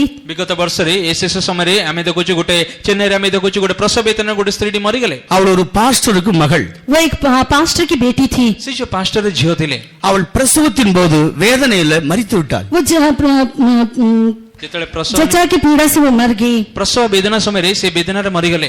பிரசவத்தின் போது மரித்து போனாள். वो उस प्रकार ସେ ପ୍ରସବ ବେଦନା ସମୟରେ ସେ प्रसव ମରିଗଲେ। वेदना से मर गई। அவள் மரித்த பின்பு वो मरने के पश्चात ମରିଲା ଉତ୍ତାରେ தகப்பனார் அவளுக்காக ஜெபித்துக் கொண்டிருக்கிறார். उसके पिता उसके लिए प्रार्थना कर रहे थे। ତାଙ୍କ ବାପା ତାଙ୍କ ପାଇଁ ପ୍ରାର୍ଥନା କରୁଥିଲେ। பாடி இன்னும் அடக்கம் செய்யப்படல. वो उस लाश को दफन नहीं किया गया था। ଶରୀରକୁ ସମାଧି ଦିଆଯାଇନଥିଲା। அடக்கம் செய்யப்படுறதுக்கு முன்பாக दफन करने से पहले ସମାଧି ଦେବା ପୂର୍ବରୁ அவள் உயிரடைந்தாள். वो जीवित हो गई। ସେ ଜୀବିତ ହେଲେ। நடந்த சம்பவம் ये सच्ची घटना है। ଘଟିଥିବା ଘଟଣା। இவள் ஆத்மாவை நரகத்துக்கு கொண்டு போனாங்க. और उसके आत्मा को नरक में ले गया। ସେ ଝିଅର ଆତ୍ମାକୁ ନରକକୁ ନେଇଗଲେ। இவள் ஒரு பாஸ்டர் மகள். वो एक पास्टर की बेटी थी। ସେ ଗୋଟେ ପାଷ୍ଟର ଝିଅ। யாருக்கு கீழ்ப்படிகிறது இல்ல. किसी का भी आज्ञा मानती थी नहीं। କାହାର ବାଧ୍ୟ ହଉନଥିଲେ। கெட்ட ஜீவியம். एक बुरा जीवन। ଖରାପ ଜୀବନ। உலக ஆடம்பரம். दुनिया की शान शौकत में जीवन व्यतीत करती थी। ଜଗତର ଆଡମ୍ବର ଜୀବନ। உலக மனுஷரை போலவே ஜீவிப்பது. दुनिया के लोगों की माने जीती थी। ଜାଗତିକ ପରି ଜୀବନ କାଟୁଥିଲେ। அப்பொழுது இவர் கொண்டு நரகத்துல போடப்பட்டாள். तब वो नरक में डाली गई। ସେତେବେଳେ ତାକୁ ନରକରେ ପକାଗଲା। அப்பொழுது ஒருவர் அவர் செய்த ஒவ்வொன்று சொல்லுகிறார். एक जन उसने जो किया है वो सारे बातें उसे बताया। ସେ ନରକରେ ସେ କରିଥିବା ଗୋଟେ ଗୋଟେ ବିଷୟ ଜଣେ ତାକୁ ଜଣାଉଥିଲେ। உன் ஜீவி இப்படி இருக்கிறது. तेरा जीवन ऐसा है। ତୁମ ଜୀବନ ଏ ପ୍ରକାର। நீ கீழ்ப்படியாமை காட்டுற. तू अनाज्ञाकारिता दिखाया। ତୁମେ ଅବାଧ୍ୟ ଦେଖାଯାଉଛ। நீ கோபப்படுற. तू क्रोधी दिखा। ତୁମେ ରାଗୁଛ। நீ எரிச்சல் அடைகிற. तू जल रही थी। ତୁମେ ଈର୍ଷା କରୁଛ। உன் ஜீவி சரியில்லை. तेरा जीवन ठीक नहीं ତୁମ था। ଜୀବନ ଠିକ ନାହିଁ। அவள் செய்த ஒவ்வொன்றையும் நரகத்தில் ஒருவருக்கு சொல்லிக் கொடுக்கிறார். उसने जो किया वो सारे बातों को नरक में एक व्यक्ति उसे बता रहा था। ଯାହା ଯାହା କରିଲେ ନରକରେ ଜଣେ ବ୍ୟକ୍ତି ତାକୁ ଜଣାଇଲେ। அவள் பயந்து கலங்கி பின்பு உயிரடைந்தாள். वो बहुत ही कांपते हुए डरते हुए उसके बाद वो सजीव हो गई। ଭୟରେ କମ୍ପିତ ହୋଇ ତାପରେ ଦେଖୁଛେ ସଜୀବ ହେଇଗଲା। அது ஒரு பெரிய வார்த்தையாய் பேசப்பட்டது. वो एक बड़ा बात होके कहा गया है। ଗୋଟେ କଥା ହେଇକି ଲୋକମାନେ କହୁଛନ୍ତି நரகம் உண்டு. नरक सच में है। ନରକ ଅଛି। நீ ரட்சிக்கப்பட்ட பின்பு आप उद्धार पाने के पश्चात ପରିତ୍ରାଣ ପାଇଲେ ମରେ ମଧ୍ୟ உன் ஜீவித்தை மாற்றிக்கொள்ளாவிட்டால், अगर आपके जीवन को आप नहीं बदलते, अपने जीवन को ठीक न உன் कले, சுபாவத்தை மாற்றிக்கொள்ளாவிட்டால், अगर आपके स्वभाव को आप नहीं बदलते, अपने स्वभाव को न बदले, உன் ஜீவித்தை நீ செயல்படுத்தால், अगर ऐसे ही आपके जीवन आप व्यतीत करोगे तो पूर्ण जीवन ही आपण काटिले ஒரு நாள் வரும் நீ கைவிடப்படுவாய். एक दिन आएगा आप हाथ छोड़े जाओगे। गोटे दिन आपण हाथ छड़ा जीवे। ஆகையால் தான் அவர் கேட்கிறார், எங்கும் உள்ள மனுஷர்களும் மனம் திரும்ப வேண்டும். इसलिए वो कहता है कि हर एक व्यक्ति मन फिराना चाहिए। कहउछन प्रत्येक मनुष्य मन परिवर्तन करिबा उचित। இஸ்ரவேல் மாத்திரமில்லை, केवल इस्राएली नहीं, केवल इस्राएली नुहे, யூதர்கள் மாத்திரமில்லை, केवल यहूदी नहीं, यहूदी केवल नुहे, இந்த இந்தியா முழுவதும் கூட மனம் திரும்ப வேண்டும். पूरे भारत के लोग उद्धार पाना चाहिए। भारतवर्ष समाज से परित्राण पाए। பூமியின் எங்கும் உள்ளவர்களை நோக்கி பாருங்கள். पृथ्वी के चोर में रहने वाले सारे लोग मेरी ओर देखो। पृथ्वी चतुर्दिगर लोक माने मोड़ को देखो, என்னை நோக்கி பாருங்கள், அப்பொழுது ரட்சிக்கப்படுவீர்கள். हाँ मेरी ओर ताको तब तुम उद्धार पाओगे। मोड़ को देखो, तुम पे परित्राण अछि। உன் ஜீவியத்தில் ரட்சிப்பை தள்ளி போட்டுக் கொண்டே இருக்கிறாய். आपके जीवन में क्या आप उद्धार को दूर करते हुए रहे हो? अपने जीवन में परित्राण कोन आड़े दउछंदी। உன் மரணம் எப்போது என்பதை நீ அறியாதிருக்கிறாய். आप नहीं जानते कि आपका मौत कब आएगा। आपण जानो ना तुमार मरण केबे आसीबो। உன் மரணம் எப்போது என்று நீ நினையாத வேளையிலே வந்து நேரிடும். हाँ आप सोच भी नहीं सकते इस प्रकार आपका मृत्यु हो जाएगा। आपण न भाबित समय मरण आसी पहुंचीबो। பரலோக ராஜ்யத்தில் பிரவேசிப்பதற்கு நாம் எப்போது ஆயத்தத்தோடு ஜீவிக்க வேண்டும். स्वर्ग राज्य में प्रवेश करने के लिए हमेशा हम तैयारी के साथ जीना चाहिए। ईश्वर राज्य रे पहुंचीवनी मंदे प्रसिद्ध सदा जीवन सदळ काटिबा। அந்த பரலோக ராஜ்யத்துக்குள்ள பிரவேசிப்பதற்காக நீ மறுரூபமாக்கப்பட வேண்டுமே.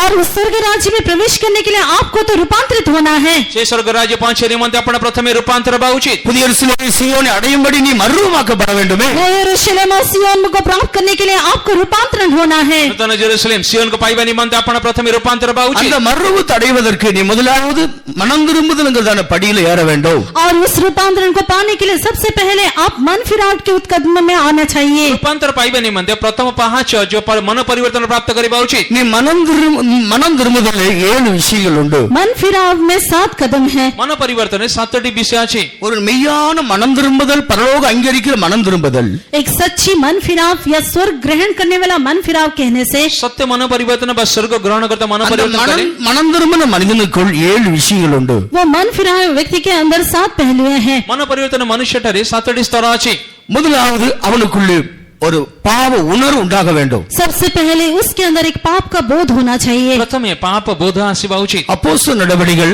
2ஆம் அதிகாரம் 37ஆம் வசனத்தில் வாசிக்கும் பொழுது प्रेरितों का काम 2 अध्याय 37 वचन पढ़ने से ప్రేరిత కార్య 2:37 పడిలే அந்த వచనத்தை பேதுரு சொன்ன வசனத்தை அவர் கேட்ட பொழுது पतरस का कहा हुआ वचनों को सुनने के समय में ଯେତେବେଳେ ପିତନଙ୍କର ବାକ୍ୟ ଲୋକମାନେ ଶୁଣିଲେ அவர்கள் இருதயத்திலே குத்தப்பட்டவர்களானார்கள். उनका हृदय छीदने लगा। ତାଙ୍କ ହୃଦୟ ବିଦୀର୍ଣ୍ଣ ହୋଇଗଲା இருதயத்திலே குத்தப்பட்டவர்களாகி वे उनका हृदय में छीद जाते हुए ହୃଦୟରେ ବିଦୀର୍ଣ୍ଣ ପ୍ରାପ୍ତ ହୋଇ அப்போஸ்தலர் நோக்கி கேட்கிறார்கள், நாங்கள் என்ன செய்ய வேண்டும்? वे प्रेरितों का देखते हुए पूछने लगे, हे भाई हम क्या करें? ସେ ଲୋକମାନେ ପ୍ରେରିତମାନଙ୍କୁ ଦେଖି କହିଲେ ଭାଇମାନେ ଆମେ କଣ କରିବା நாங்கள் என்ன செய்ய வேண்டும்? எங்களுடைய இருதயத்திலே வேதனை நாங்கள் அனுபவிக்கிறோம். हमारे हृदय में हम इस प्रकार का वेदना अनुभव कर रहे हैं, हम क्या करें? ଆମ ହୃଦୟରେ ବେଦନା ସହନ କରୁଛୁ ଆମେ କଣ କରିବା ଭାଇମାନେ அப்பொழுதுதான் பேதுரு சொல்கிறார், நீங்கள் மனம் திரும்பி ஞானஸ்நானம் பெறுங்கள். उस समय में भी पतरस कहता है, तुम लोग मन फिरा के बपतिस्मा लो। ଶିଷ୍ୟମାନେ ପିତର କହୁଛି ମନ ପରିବର୍ତ୍ତନ କରି ବାପ୍ତିସ୍ମ ନିଅ மனம் திரும்பி பாவ மன்னிப்புக்கென்று மனம் திரும்பி ஞானஸ்நானம் பெற்றால் पाप की क्षमा के लिए मन फिरा के बपतिस्मा लेने से ପାପ କ୍ଷମା ନିମନ୍ତେ ମନ ପରିବର୍ତ୍ତନ କରି ବାପ୍ତିସ୍ମ நீங்கள் ନିଅ பரிசுத்தாவின் வரத்தை பெறுவீர்கள். आप पवित्र आत्मा का वरदान प्राप्त करोगे। ଆପଣ ମାନେ ପବିତ୍ର ଆତ୍ମାର ଦାନ ପ୍ରାପ୍ତ ହେବେ நீ மனம் திரும்புறது உண்மையானா अगर सच में आप मन फिराए हो तो ଯଦି ପ୍ରକୃତରେ ମନ ପରିବର୍ତ୍ତନ କରିଛନ୍ତି உன் இருதயத்திலே பாவ உணர்வு உண்டாக வேண்டும். आपके हृदय में पाप का बोध उत्पन्न होना चाहिए। ଆମ ହୃଦୟରେ ପାପର ବୋଧ ଆସିବା ଉଚିତ அவர் வாலிபரா இருந்தாலும் वो चाहे जवान क्यों ना हो, ସେ ଯିବା ହଉନା କାହିଁକି வயதானவர்களாக இருந்தாலும் वो बुजुर्ग क्यों ना हो, ବୟସ ପ୍ରାପ୍ତ ହେଲେ ମଧ୍ୟ ஆண்டவர் நம்ம சந்திக்கிறதான காலத்தில் परमेश्वर हमें मुलाकात करने के दिनों में ଯେତେବେଳେ ଆମକୁ ଈଶ୍ୱର ସାକ୍ଷାତ କରନ୍ତି நாம் செய்து கொண்டிருந்தான பாவத்தினால் நாம் உணர்த்தப்பட வேண்டும். हम करते हुए आ रहे हैं सारे पापों के द्वारा हम बोध प्राप्त करना चाहिए। ଆମେ କରିଥିବା ପାପ ଅନୁଯାୟୀ ଆମେ ତାର ବୋଧ ପ୍ରାପ୍ତ ହେବା ଉଚିତ நாம் செய்து கொண்டிருக்கிற காரியங்களை பாவம் என்று உணர்வட வேண்டும். हम जो काम कर रहे हैं वो पाप है बल्कि एक एहसास हम प्राप्त करना चाहिए। ଆମେ ଯାହା କରୁଛୁ ସେଟା ପାପ ଅଟେ ବୋଲି ଆମେ ବୋଧ ପାଇବା ଉଚିତ பாவ உணர்வு இல்லாமல் ஞானஸ்நானம் எடுத்தால் பிரயோஜனமற்றது. अगर पाप के बोध के बिना आप बपतिस्मा लोगे तो उसमें कुछ प्रयोजन नहीं है। ପାପ ବୋଧ ନ ପାଇ ବାପ୍ତିସ୍ମ ନେଲେ ତାର କିଛି ପ୍ରୟୋଜନ ନାହିଁ ஒரு விவாகம் செய்யணும்னா அந்த விவாகம் செய்து கொள்றதுக்காக மனஸ்தாபப்படாமலே மனம் திரும்பாமலே ஞானஸ்நானம் எடுத்துக் கொள்கிறார்கள். और आजकल देखने से कि विवाह या शादी कराने के लिए वो पश्चाताप किए बिना मन फिराए बिना शादी करना चाहिए बोल के बपतिस्मा ले लेते हैं। ଆଜିକାଲି ଆମେ ଦେଖୁଛୁ ବିବାହ କରିବା ନିମନ୍ତେ ମନ ପରିଚୟ ନ କରି ଏ ପ୍ରକାର ନିଜ ଜୀବନକୁ ସ୍ୱୀକାର ନ କରି ସେମାନେ ଏ ପ୍ରକାର ବାପ୍ତିସ୍ମ ନେଉଛନ୍ତି ବିବାହ କରିବା ପାଇଁ அந்த ஞானஸ்நானம் பாவ மன்னிப்புக்கென்றும் பெறவில்லை, பரலோகத்துக்கு பெறவில்லை, கல்யாணத்துக்காக. और वो जो बपतिस्मा है वो पाप की क्षमा के लिए स्वर्ग जाने के लिए नहीं बल्कि शादी करने के लिए उन्होंने लिया है। ପାପ କ୍ଷମା ନିମନ୍ତେ ନୁହେଁ ସ୍ୱର୍ଗ ରାଜ୍ୟ ଯିବା ନିମନ୍ତେ ସେ ବାପ୍ତିସ୍ମ ନୁହେଁ ସେଟା ହେଲା ବିବାହ କରିବା ପାଇଁ ବାପ୍ତିସ୍ମ ஞானஸ்நானம் பாவ மன்னிப்புக்கென்று நாம் பெறுவது. बपतिस्मा कहने से पाप की क्षमा के लिए हम लेना चाहिए। ବାପ୍ତିସ୍ମ ଯାହା ଆମେ ନୋ ପାପ କ୍ଷମା ନିମନ୍ତେ ନେବା ଉଚିତ அந்த பாவம் மன்னிக்கப்பட வேண்டுமென்றால் நீ செய்து கொண்டிருந்த பாவத்துக்கு ஒரு பரிகாரத்தை செலுத்த வேண்டும். और वो पाप क्षमा किया जाने के लिए आप किए हुए पाप का एक परिहार आप करना चाहिए। ପାପର କ୍ଷମା ନିମନ୍ତେ ଆପଣ ଯୋଉ କରିଥିବା ପାପ ନିମନ୍ତେ ଗୋଟେ ପରିହାର କରିବା ଉଚିତ அந்த பாவத்துக்கு நீ ஒரு பரிகாரத்தை செய்ய வேண்டும். हाँ, उस पाप के लिए आप एक प्रायश्चित करना चाहिए। ପାପ ନିମନ୍ତେ ଆପଣ ଗୋଟେ ପ୍ରାୟଶ୍ଚିତ କରିବା ଉଚିତ உலகத்துல ஒரு நல்ல வார்த்தை சொல்லுவாங்க, संसार में एक अच्छी बात कहते हैं, ଜଗତରେ ପ୍ରକଟ କଥା କହନ୍ତି உப்பை உட்கொண்டவன் தின்னவன் தண்ணீர் குடிக்க வேண்டும். जो नमक खाते हैं वो पानी भी पीना चाहिए। ଯେ ଲୁଣ ଖାଆନ୍ତି ସେ ପାଣି ପିଇବା ପଡିବ இல்லையா? ऐसा है ना? ଏ ପ୍ରକାର ନୁହେଁ କି உப்பு அதிகமாக உட்கொண்ட சாப்பிட்டால் अधिक नमक खाने से ବେଶୀ ଲୁଣ ଖାଇଲେ அந்த நாள் முழுவதும் நல்ல தண்ணி தாக எடுக்கும். और वो दिन पूरा हमें अधिक प्यास लगेगी। ସେଇ ଦିନ ଅତି ଶୋଷ ଲାଗିବ உப்பை தின்னவன் தண்ணீரை குடிக்க வேண்டும். जो नमक अधिक खाता है वो पानी भी पीना चाहिए। ଯେ ଅଧିକ ଲୁଣ ଖାଏ ତାକୁ ପାଣି ମଧ୍ୟ ପିଇବା ପଡିବ பாவம் செய்தவன் பாவத்துக்காக உணர்த்தப்பட வேண்டும். पाप करने वाला इंसान पाप के लिए वो एहसास या बोध प्राप्त होना चाहिए। ପାପ ଯେ କରେ ପାପ ନିମନ୍ତେ ପ୍ରଥମେ ବୋଧ ପାଇବା ଉଚିତ தான் செய்த பாவங்களுக்காக கண்ணீர் விட வேண்டும். वो किए हुए सारे पापों के लिए वो आंसू बहाना चाहिए। କରିଥିବା ପାପ ନିମନ୍ତେ ଲୋତକୁ ଝରାଇବା ଉଚିତ தமிழ்நாட்டில் ஏவிஎம் ராஜன் என்று ஒரு சினிமா நடிகர் ரட்சிக்கப்பட்ட காலம் உண்டு. तमिलनाडु में एवीएम राजन बोल के एक फिल्मी सितारा उद्धार पाया। ସେ ତାମିଲନାଡୁରେ ଏଭିଏମ୍ ରାଜନ ବୋଲି ଆମେ ଯୋଉ ଦେଖୁଛୁ ସିନେମାର ତାରକା ପରିତ୍ରାଣ ପାଇଲେ அவர் ஒரு தரிசனத்தை கண்ட பொழுது वो एक दर्शन को देखने के समय में ସେ ଭାଇ ଯେତେବେଳେ ଗୋଟେ ଦର୍ଶନ ଦେଖିଲେ இயேசுவை அவர்கள் அடித்திருக்கிறார்கள். यीशु को वो मारे, ଯୀଶୁଙ୍କୁ ସେମାନେ ମାରିଛନ୍ତି। இயேசுவை அடிக்கிறதான காட்சியை கண்டிருக்கிறார். यीशु को मारने वाला दर्शन को उन्होंने देखा। ସେ ବ୍ୟକ୍ତି ଯୀଶୁଙ୍କୁ ମାରୁଥିବା ଦର୍ଶନ ପାଇଲେ। அப்ப இவர் கேட்டார், ஆண்டவர் யார் உங்களை அடிச்சது? तब उन्होंने पूछा, हे प्रभु तुझे कौन मारा है? ସେତେବେଳେ ସେ ପଚାରିଲେ, ପ୍ରଭୁ ତୁମକୁ କିଏ ମାରିଲା? உன் பாவம் தான் என்ன அடிச்சதுன்னு ஆண்டவர் சொன்னாரா? तब प्रभु ने उनसे कहा, तेरा पाप ही मुझे मारा है। ସେତେବେଳେ ପ୍ରଭୁ କହିଲେ, ତୁମର ପାପ ମୋତେ ମାରିଛି। அவர் தன் செய்த பாவங்களுக்கெல்லாம் கண்ணீர் கதிர் அழுதாரா? और उस समय में वो व्यक्ति उसने किया हुए सारे पापों के लिए वेदनाग्रस्त होते आंसू बहाया। ସେ ବ୍ୟକ୍ତି କରିଥିବା ପାପ ନିମନ୍ତେ ସେ ବ୍ୟଥାପୂର୍ଣ୍ଣ ହୋଇ ଅଶ୍ରୁପାତ କଲେ। நாம் செய்த பாவங்களுக்காக மனஸ்தாபப்படும்போது, வேதனைப்படும்போது, அதுதான் நாம் செய்கிற பாவத்தின் பரிகாரம். और हम किए हुए पापों के लिए जब हम पश्चाताप करते हैं, मन फिराते या वेदनाग्रस्त होते हैं, आंसू बहाते हैं, वही उसका प्रायश्चित है। ଆମେ ପାପ ଯେ କରୁଛୁ, ପାପ ନିମନ୍ତେ ବୋଧ ପ୍ରାପ୍ତ ହୋଇ ଆମେ ଯେତେବେଳେ ବେଦନା ସହିକି ଆମେ ଯେତେବେଳେ ଏ ପ୍ରକାର କ୍ରନ୍ଦନ କରୁଛୁ, ସେଇଟା ହଉଛି ଏ ପ୍ରକାର ପ୍ରକୃତ ପରିତ୍ରାଣ ଆମେ ଦେଖୁଛୁ। நீ செய்கிற பாவம் சிறியதோ பெரியதோ, அது பாவம் என்று நீ உணர்ந்து அதற்காக மனஸ்தாபப்படாமல் இருக்க வரைக்கும் அதிலிருந்து உனக்கு விடுதலை இல்லை. आप चाहे छोटा हो या बड़ा हो, कोई भी पाप क्यों ना करे, वो पाप है, बल्कि आप जब तक एहसास करते हुए उसके लिए प्रायश्चित ना करें, आप उस पाप से छुटकारा नहीं पाओगे। ଛୋଟ ବଡ ଯୋଉ କୌଣସି ପାପ ଆପଣ କରନ୍ତି ନା ନାହିଁ, ଆପଣ ତା ପାଇଁ ଯଦି ଆପଣ ବୋଧ ପ୍ରାପ୍ତ ନେଇକି ଆପଣ ଯଦି ତାକୁ ସ୍ୱୀକାର ନ କରନ୍ତି, ଠିକ ପ୍ରାୟଶ୍ଚିତ ଆପଣ ମିଳିବ ନା। நீ செய்கிறது பாவம் என்று நீ உணர வேண்டும். हाँ, आप जो कर रहे हो पाप है, बल्कि आप एहसास करना चाहिए। ଆପଣ ଯୋଉ କରୁଛନ୍ତି ସେଇଟା ପାପ ବୋଲି ଆପଣ ଜାଣିବା ଉଚିତ। அதை உணர்ந்த பின்பு அதற்காக மனஸ்தாபப்பட வேண்டும். இரண்டாவது, और उसको एहसास करने के बाद दूसरा उसके लिए पश्चाताप करना चाहिए। ପ୍ରଥମେ ବୋଧ ପାଇଲା ପରେ ଦ୍ୱିତୀୟ ତା ପାଇଁ ଆମେ ଅନୁତାପ କରିବା ଉଚିତ। அத 2 கொரிந்தியர் 7ஆம் அதிகாரம் 10 11 வசனத்திலே படிக்கிறோம். और दूसरा कुरिन्थियों 7वां अध्याय का 10 और 11 वचन में इसके बारे में पढ़ते हैं। ଦ୍ୱିତୀୟ କୋରିନ୍ଥୀ 7 ପର୍ବ 10 ଏବଂ 11 ପଦରେ ତା ପଢୁଛୁ। தேவனுக்கேற்ற துக்கம் மெய் மனஸ்தாபத்தை உண்டு பண்ணும். परमेश्वर की भक्ति का शोक सच्चा पश्चाताप उत्पन्न करता है। ଈଶ୍ୱରଙ୍କର ଭକ୍ତିର ଶୋକ ନିଶ୍ଚୟ ପରିତ୍ରାଣକୁ ସେ ପ୍ରକାଶ କରିଥାଏ। அந்த தேவனுக்கேற்ற துக்கம் திரும்பவும் பாவம் செய்வதற்கு நம்ம விடாது. और परमेश्वर का भक्ति का शोक जो है दोबारा पाप करने के लिए हमें नहीं छोड़ता। ଈଶ୍ୱରଙ୍କର ଭକ୍ତିର ଶୋକ ପୁନର୍ବାର ପାପ କରିବା ପାଇଁ ଅନୁମତି ଦିଏ ନାହିଁ। அது ரட்சிப்புக்கு ஏதுவாக மனம் திரும்புதலை உண்டு பண்ணும். और उसका परिणाम उद्धार और मन फिराव है। ତାର ପରିଣାମ ପରିତ୍ରାଣ ଏବଂ ମନ ପରିବର୍ତ୍ତେ ଉଦ୍ଧାର ଅଟେ। நாம் செய்த பாவத்தை உணர்ந்து அதற்காக மனஸ்தாபப்பட வேண்டும். हम किए हुए पाप को मन एहसास करते हुए उसके लिए हम पश्चाताप करना चाहिए। ଆମେ ଯୋଉ କରିଥିବା ପାପ ନିମନ୍ତେ ବୋଧ ପ୍ରାପ୍ତ ହୋଇ ତାକୁ ଆମେ ସ୍ୱୀକାର କରିବା ଉଚିତ। நாம் செய்கிற பாவத்துக்கு மனஸ்தாபப்பட்டால் அதிலிருந்து விடுதலை கிடைக்கும். अगर हम किए हुए पाप के लिए हम पश्चाताप करेंगे तो उस पाप से हम छुटकारा प्राप्त कर पाएंगे। କରିଥିବା ପାପ ନିମନ୍ତେ ଅନୁତାପ କରିଲେ ଆମେ ତାଠାରୁ ମୁକ୍ତି ପ୍ରାପ୍ତ କରିପାରିବା। நீ ஞானஸ்நானம் எடுத்த சில பாவங்கள் ஏன் உன்னை பின்தொடர்ந்து வந்து கொண்டிருக்கிறது? बपतिस्मा लेने पर भी क्यों कुछ पाप आपके पीछे लगातार करता आ रहा है? ବାପ୍ତିସ୍ମ ନେଲା ପରେ ମଧ୍ୟ କିଛି ପାପ କାହିଁକି ଆପଣଙ୍କ ଠାରେ ଲାଗି ରହିଥାଏ? நீ ஞானஸ்நானம் எடுக்கிற காலத்தில் மனம் திரும்புதல்ங்கிற படியில் உன் பாவத்துக்காக மெய் மனஸ்தாபப்படாமலே எடுத்திருக்கிறாய். और उसका कारण यह है, आप बपतिस्मा लेने के दिनों में आपके पाप के लिए सच्ची रीति से पश्चाताप ना करते हुए आपने बपतिस्मा लिया है। ତାର କାରଣ ଏହା ଅଟେ, ଯେତେବେଳେ ଆପଣ ବାପ୍ତିସ୍ମ ନେଲେ ପାଉନ ପରିବର୍ତ୍ତନ करे ଆପଣ ଠିକ ଭାବରେ ଜୀବନକୁ ସ୍ୱୀକାର ଅନୁତାପ ନ करे ସେ ପ୍ରକାର ବାପ୍ତିସ୍ମ ନେଇଥିଲେ। நீ மனஸ்தாபப்படாத அந்த பாவங்கள் தொடர்ந்து உன் ஜீவியத்தில் கிரியை செய்கிறது. जो पाप के लिए आप पश्चाताप नहीं किए वही पाप लगातार आपके जीवन में काम कर रहे हैं। जो पाप को ଆପଣ ଅନୁତାପ କରିନଥିଲେ ସେ ପାପ ପୁନର୍ବାର ଆପଣ ଜୀବନରେ ଆପଣ ଦେଖାଯାଏ। இன்றைக்கான உணர்ந்து நீ மனஸ்தாபப்படுவானால் விடுதலை கிடைக்கும். लेकिन आज अगर उस पाप के लिए आप एहसास करके पश्चाताप करोगे आपके लिए एक छुटकारा है। ଆଜି ଆପଣ ପାଇଁ ପାପ ପାଇଁ ବୋଧ ପାଇଁ ଅନୁତାପ କଲେ ଆପଣ ପାଇଁ ମୁକ୍ତି ଅଛି। அந்த பாவங்களுக்காக நீ கண்ணீர் விடுகிறாய். हाँ, उस पाप के लिए आप आंसू बहा रहे हो, ପାପ ନିମନ୍ତେ ଆପଣ ଆଶୀର୍ବାଦ କରୁଛନ୍ତି। ஆனால் நீ மனஸ்தாபப்படாமல் இருக்கிறாய். लेकिन उसके लिए आप किसी प्रकार का पश्चाताप नहीं करते। ତା ପାଇଁ କିଛି ଅନୁତାପ ଆପଣ କରୁନାହାନ୍ତି। அந்த பாவத்துக்காக மனஸ்தாபப்பட வேண்டும். उस पाप के लिए आप पश्चाताप करना चाहिए। ପାପ ନିମନ୍ତେ ଅନୁତାପ କରିବା ଉଚିତ। மூன்றாவது, அந்த பாவத்தை அறிக்கை செய்ய வேண்டும். तीसरा बात है, उस पाप को आप स्वीकार करना चाहिए। ତୃତୀୟ ଅନୁତାପ କଲା ପରେ ସ୍ୱୀକାର କରିବା। நீ மரித்தால் வாழ்வடைய மாட்டாய்.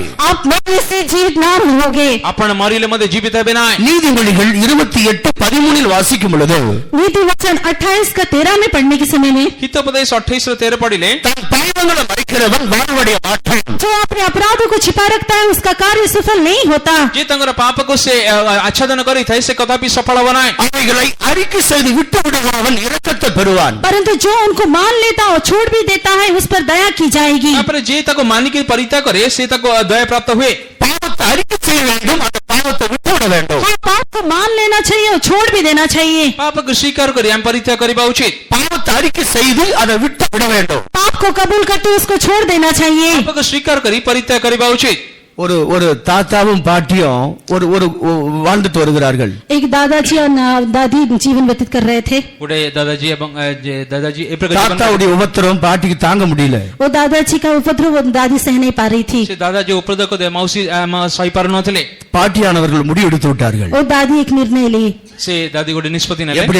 எப்படியாயும் சொந்தக்கார வீட்டுக்கு போய் விட வேண்டும். कैसे भी अपने रिश्तेदारों के घर चले जाए. की प्रकार मो कुटुंब लोक ने चली जीवी. இந்த சூழ்நிலையோட தன்னுடைய எல்லாவற்றையும் எடுத்து ஒரு பைக்குள்ள போட்டு கொண்டிருக்கிறாங்க. और इस परिस्थिति में उन्होंने क्या किया, अपने सारे चीजें लेते हुए एक बैग में डालने लगी. से परिस्थिति से मौसी कोन कले तंग नैते सब जिनिस गोटे बैग रे पकाउथिले. அந்த நாட்கள் பெரிய ஒரு இந்த பையில போடுவாங்க, கோணி பையில போடுவாங்க. और उन दिनों में एक ऐसा बड़ा बोरी के माने एक बड़ा बैग रहता था. से दिन माने कर अखा पर गोटे बड़ा बैग रखुथिले. பாட்டி அங்கங்க தேடும்போது தாத்தா உள்ள போய் ஏறி உட்கார்ந்துட்டார். और इधर उधर वो दादी कुछ ढूंढने के समय में वो दादाजी अंदर घुस गए. जते बेले से मौसी किछि खोजुथिले मौसा कोन कले भीतर चली गले. இப்ப இருக்குதெல்லாம் போட்டு எடுத்து தலையில மூட்டை பாட்டி கஷ்டப்பட்டு கொண்டு போறாங்க. अभी सब कुछ जो उसका चीज था सब उस बोरी में डालते हुए बांध के अपने सिर पर रखते हुए वो निकल पड़ी. जले मौसी कोन कले सब जिंस ता भीतर रखी तको गोटे बड़ा करके त मस्तक नहीं गले. இது என்ன இவ்வளவு வெயிட்டா இருக்குன்னு சொல்லி கீழே போடுகிறார். अब ये क्या इतना भारी है कहते हुए नीचे गिरा दी. से कले एते भारी गएंगे जे तको तळे पकेले. தாத்தா சிரித்து கொண்டே வெளியே வருகிறார். वो दादाजी हंसते हंसते बाहर आए. से मौसा हंसे सी बाहर कासले. நீ என்ன விட்டு போனாலும் நான் உன்னை விட்டு போக மாட்டேன்.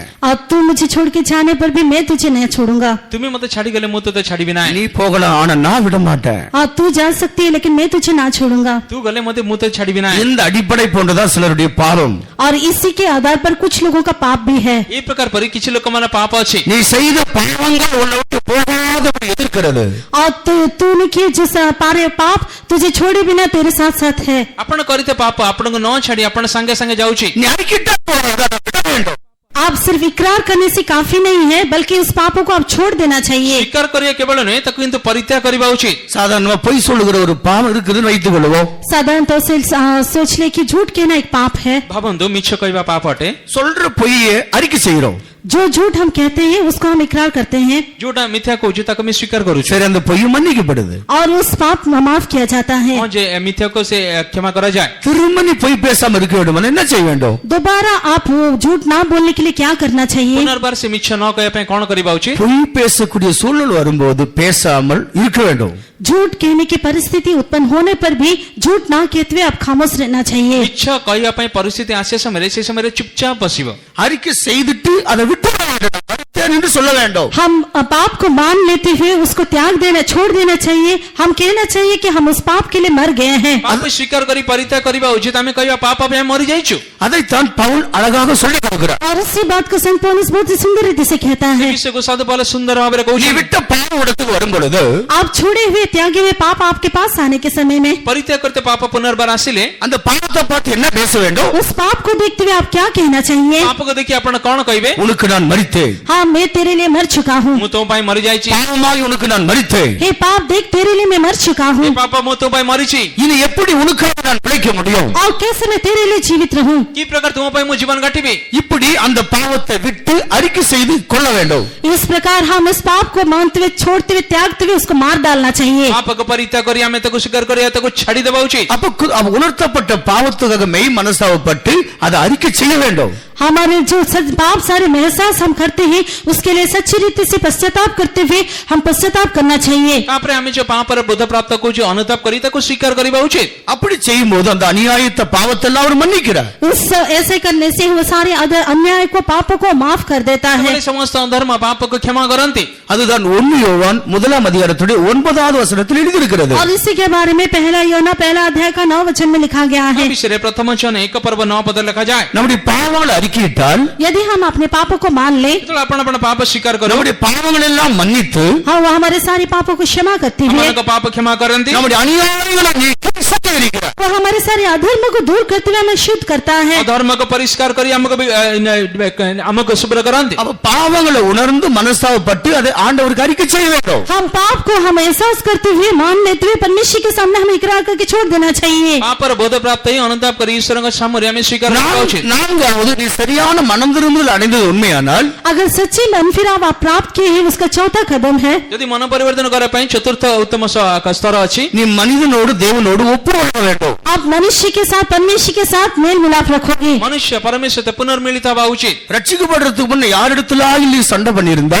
अगर उद्धार पाने से पहले किसी के साथ अगर आप झगड़ा किए हो तो ପରିତ୍ରାଣ ପାଇବା ପୂର୍ବେ ଯଦି କାହା ସଙ୍ଗେ କଳି ଝଗଡ଼ା କରିଥିବେ யாரோடாயும் உனக்கு பிரச்சனைகள் இருந்தா और किसी के साथ अगर आपका कुछ समस्या हो तो ଯଦି କାହା ସଙ୍ଗରେ ଆପଣ କିଛି ସମସ୍ୟା ଥାଏ நீ சரியான ரட்சிப்பு பெற்றது உண்மையானால் अगर सही उद्धार आप पाए हुए सच है तो ଯଦି ଠିକ ପରିତ୍ରାଣ ପାଇଛନ୍ତି ସତ୍ୟ ଅଟେ அந்த மனிதனோடு சமாதானப்பட வேண்டும். उस मनुष्य के साथ दोबारा मेल मिलाप कर लेना ସେ चाहिए ବ୍ୟକ୍ତି ସହିତ ପୁନର୍ବାର ମିଳିତ ହେବା ଉଚିତ அந்த மனிதனோடு ஒப்புரவாக வேண்டும். हाँ उस मनुष्य के साथ दोबारा मेल मिलाप करना ସେ चाहिए ବ୍ୟକ୍ତି ସହିତ ପୁନର୍ମିଳିତ ହେବା ଉଚିତ அப்படி எல்லாம் ஞானஸ்தானம் எடுக்கிற காலத்தில் எத்தனை பேர் செய்கிறார்கள் கையாளுகிறார்கள். ऐसे कई लोग बपतिस्मा लेने के दिनों में ऐसे पालन भी करते हैं ଅନେକ ଲୋକମାନେ ବାପ୍ତିସ୍ମ ସମୟରେ ଏସବୁ ପାଳନ କରନ୍ତି எத்தனையோ வருஷ கணக்காக அண்ணன் தம்பி பேசாத இருந்தவங்க कई सालों से भाई भाई बातें नहीं करते थे ଦୀର୍ଘ ବର୍ଷ ଧରି ଭାଇ ଭାଇ କଥା ହଉନଥିଲେ ஆனா மனம் திரும்புதல் வந்த பொழுது लेकिन मन फिराव जब उनके अंदर आया ଯେତେବେଳେ ମନ ପରିବର୍ତ୍ତନ ଆସିଲେ மனஸ்தாபப்பட்டு அவங்க ஐக்கியப்படுகிறார்கள். पश्चाताप करते हुए वो मेल मिलाप कर लेते हैं ସ୍ୱୀକାର କରି ପୁନର୍ମିଳିତ ହୁଅନ୍ତି நீ நீ ஐக்கியப்படாமல் மனம் திரும்பி இருந்தால் அது மன்னிக்கப்படாதது. अगर आप मेल मिलाप ना करते हुए मन फिराए तो वो माफ ना किया जाने वाला विषय है ପୁନର୍ମିଳିତ ହେଇକି ଯଦି ଆପଣ ପରିତ୍ରାଣ ପାଇଛନ୍ତି ତାହେଲେ ତାକୁ କ୍ଷମା ଦିଆଯିବ ନାହିଁ ஒருவேளை ஞானஸ்தானம் எடுக்கிற காலத்தில் யாரோடாவது ஐக்கியப்படாது இருந்தா இனியாவது அவங்களோட ஐக்கியமாகி விட வேண்டும். अगर बपतिस्मा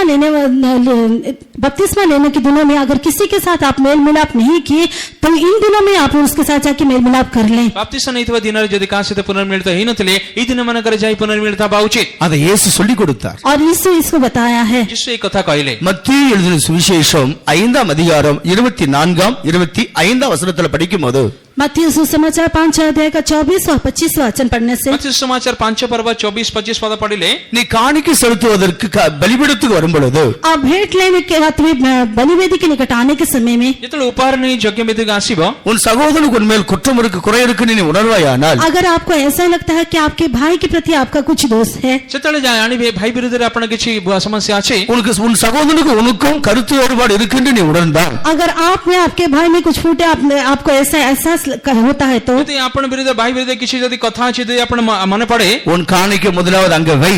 सबसे पहले आपके भेंट को वहां पर ही छोड़ दें ପ୍ରଥମେ ସେଇ ନୈବେଦ୍ୟ ସେଠି ରଖ உன் காணிக்கை முதலாவது அங்கே வை.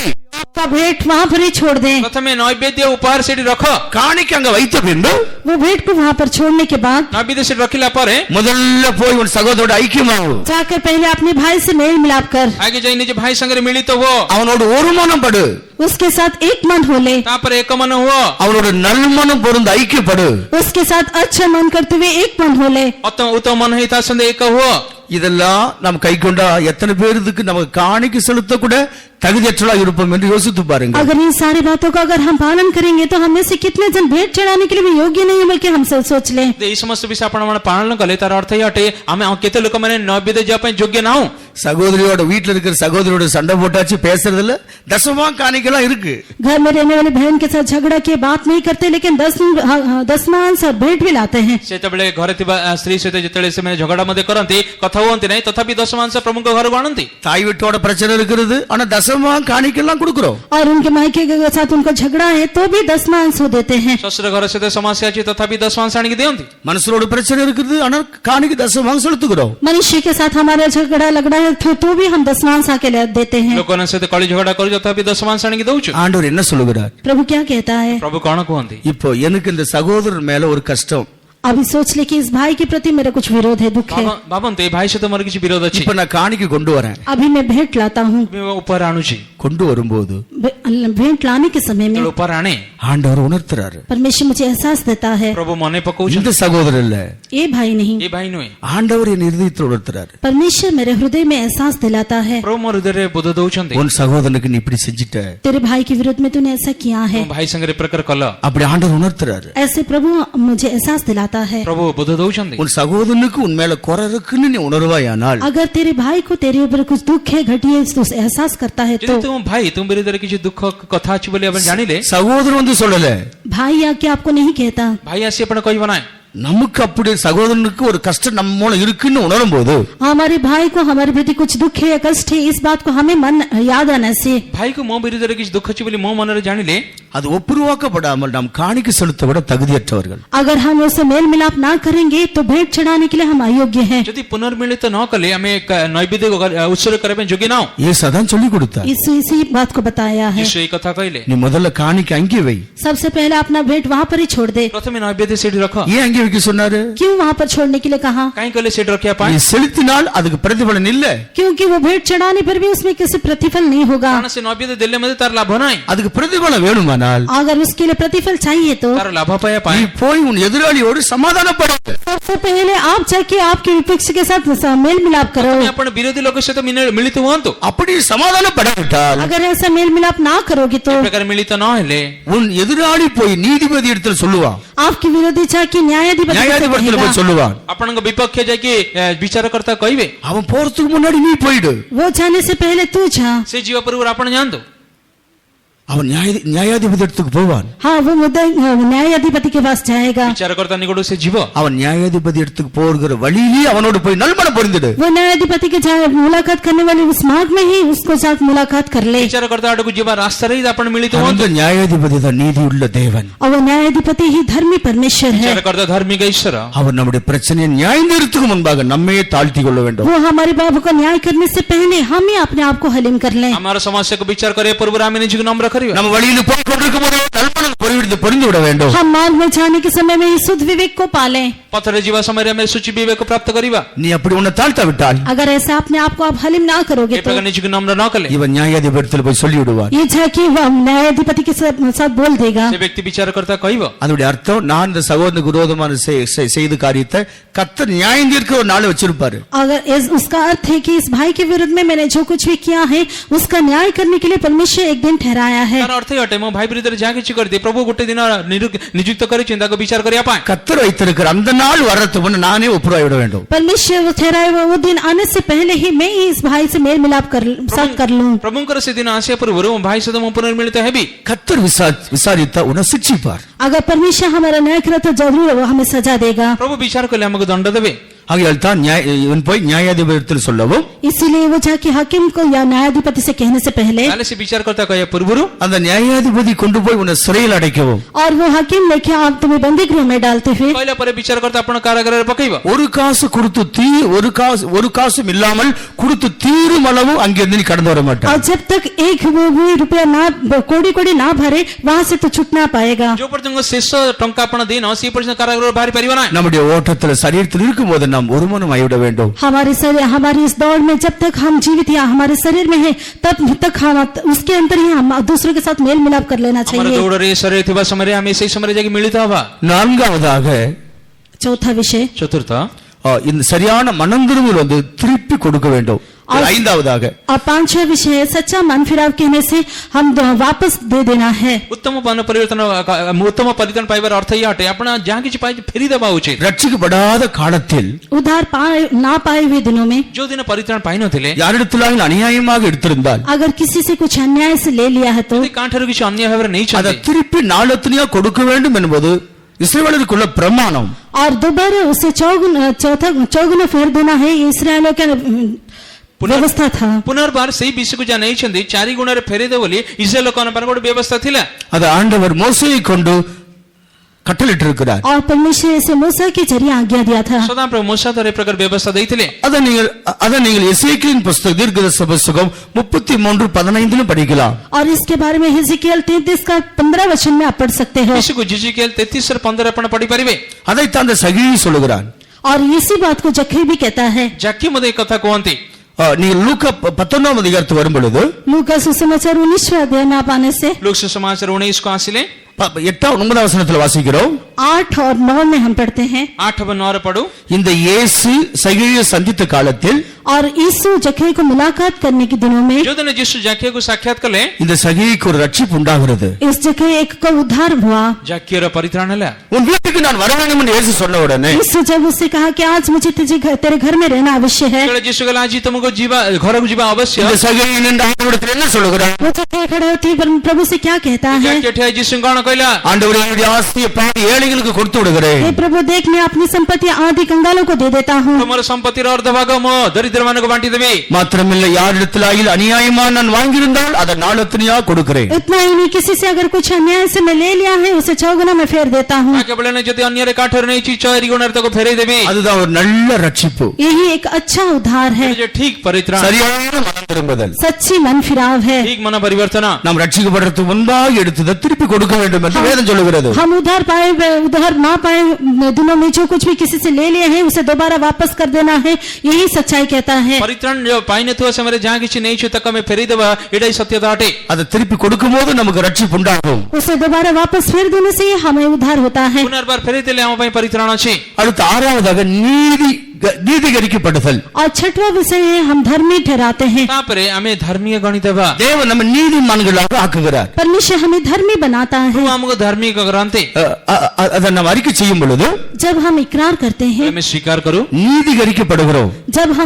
हम धर्मी ठहराए जाते हैं. ଧାର୍ମିକ ଗଣିତ ହଉ। ரோமர் 10:10 வாசிக்கும் போது रोमियो 10 अध्याय का 10 वचन पढ़ने से ରୋମୀ ପତ୍ରୀ 10:10 ପଢିଲେ, ரட்சிப்பு உண்டாக வாயினால் அறிக்கை செய்யப்படும். उद्धार पाने के लिए मुंह से इकरार करना आवश्यक है. ପରିତ୍ରାଣ ପାଇବା ପାଇଁ ମୁଖ ଦ୍ୱାରା ସ୍ୱୀକାର କରିବା ଉଚିତ। நீதி உண்டாக இருதயத்தில் விசுவாசிக்கப்படும். और धार्मिकता के लिए हृदय में विश्वास करना जरूरी है. ଧାର୍ମିକତା ନିମନ୍ତେ ହୃଦୟରେ ବିଶ୍ୱାସ କରିବା ଉଚିତ। அப்படியானால் ஆண்டவர் மேல் நமக்கு ஒரு விசுவாசம் உண்டாகி अगर ऐसा है तो परमेश्वर के ऊपर अगर हमारा एक विश्वास है तो ಈ प्रकार ଯଦି ପ୍ରଭୁଙ୍କ ଉପରେ ଯଦି ଗୋଟେ ବିଶ୍ୱାସ ଅଛି, ஆண்டவர் மேல் விசுவாசம் உண்டாகும் போது நாம் நீதிகரிக்கப்படுகிறோம். ஆண்டவரால் நம்ம அங்கீகரிக்கிறார். जब हमारे अंदर एक परमेश्वर के ऊपर एक विश्वास होता है तब परमेश्वर हमें अंगीकार करते हुए धर्मी ठहराता है. ଆମେ ଈଶ୍ୱରଙ୍କ ଉପରେ ବିଶ୍ୱାସ କରିଥାଉ, ସେହି ସମୟରେ ଈଶ୍ୱର ଆମକୁ ସ୍ୱୀକାର କରି ଆମକୁ ଗ୍ରହଣ କରନ୍ତି। ஆண்டவர் நம்ம அங்கீகரிக்கிறார், நீதிமான் என்று அங்கீகரிக்கிறார். परमेश्वर हमें धर्मी करके अंगीकार करता है. ଧାର୍ମିକ ବୋଲି ଆମକୁ ଗ୍ରହଣ କରନ୍ତି। கடைசியாக நம்மை சுத்தவான்களாக மாற்றுகிறார். आखिरी वो हमें पवित्र या शुद्ध करके बदलता है. ଶେଷରେ ସପ୍ତମ ପବିତ୍ର କରିଥାନ୍ତି। அதுதான் 1 யோவான் 1 அதிகாரத்துடைய 8-7 வசனத்தில் வாசிக்கும் பொழுது और पहला यूहन्ना पहला अध्याय का 8 और 9 वचन में पढ़ने से ତମ ଜନ 1:8-9 ପଢିଲେ, அவர் நம்மை சுத்திகரிக்கிறார், वो हमें शुद्ध करता है, ପରିଷ୍କାର କରନ୍ତି, பரிசுத்தத்திலே பிரவேசிக்க செய்கிறார். वो पवित्रता में प्रवेश कराता है. ପବିତ୍ରତାରେ ପ୍ରବେଶ କରନ୍ତି। இது மனம் திரும்புதல் ஒரு மனிதனுக்கு இருக்கிறதான முக்கியமான விஷயம். मन फिरावट में रहने वाले मुख्य विषय ये है. ମନ ପରିବର୍ତ୍ତନର ମୁଖ୍ୟ ବିଷୟ ଅଟେ। இந்த மனம் திரும்புதல் வந்த பின்பு ये मन फिराव आने के पश्चात ମନ ପରିବର୍ତ୍ତନ ଆସିଲା நீ ପରେ சபையிலே சேர்த்துக் கொள்ளப்படுவதற்காக तो कलीसिया में शामिल होने के लिए ମଣ୍ଡଳୀରେ ସଂଯୁକ୍ତ ହେବା ପାଇଁ அடுத்து இரண்டாவது செய்ய வேண்டியது ஞானஸ்நானம் எடுக்க வேண்டும். उसका दूसरा कदम है कि आप बपतिस्मा लेना चाहिए. ଦ୍ୱିତୀୟ ସ୍ତର ହେଉଛି ଆପଣ ବାପ୍ତିସ୍ମ ନେବା ଉଚିତ। பர்வதங்கள் உலவாகு முன்னே பரணினி அடியேனும் தெய்வமல்லோ. பர்வதங்கள் உலவாகு முன்னே பரணினி அடியேனும் தெய்வமல்லோ. மயலை நிலச்சதோத்தான் ஆச்சரியமற்று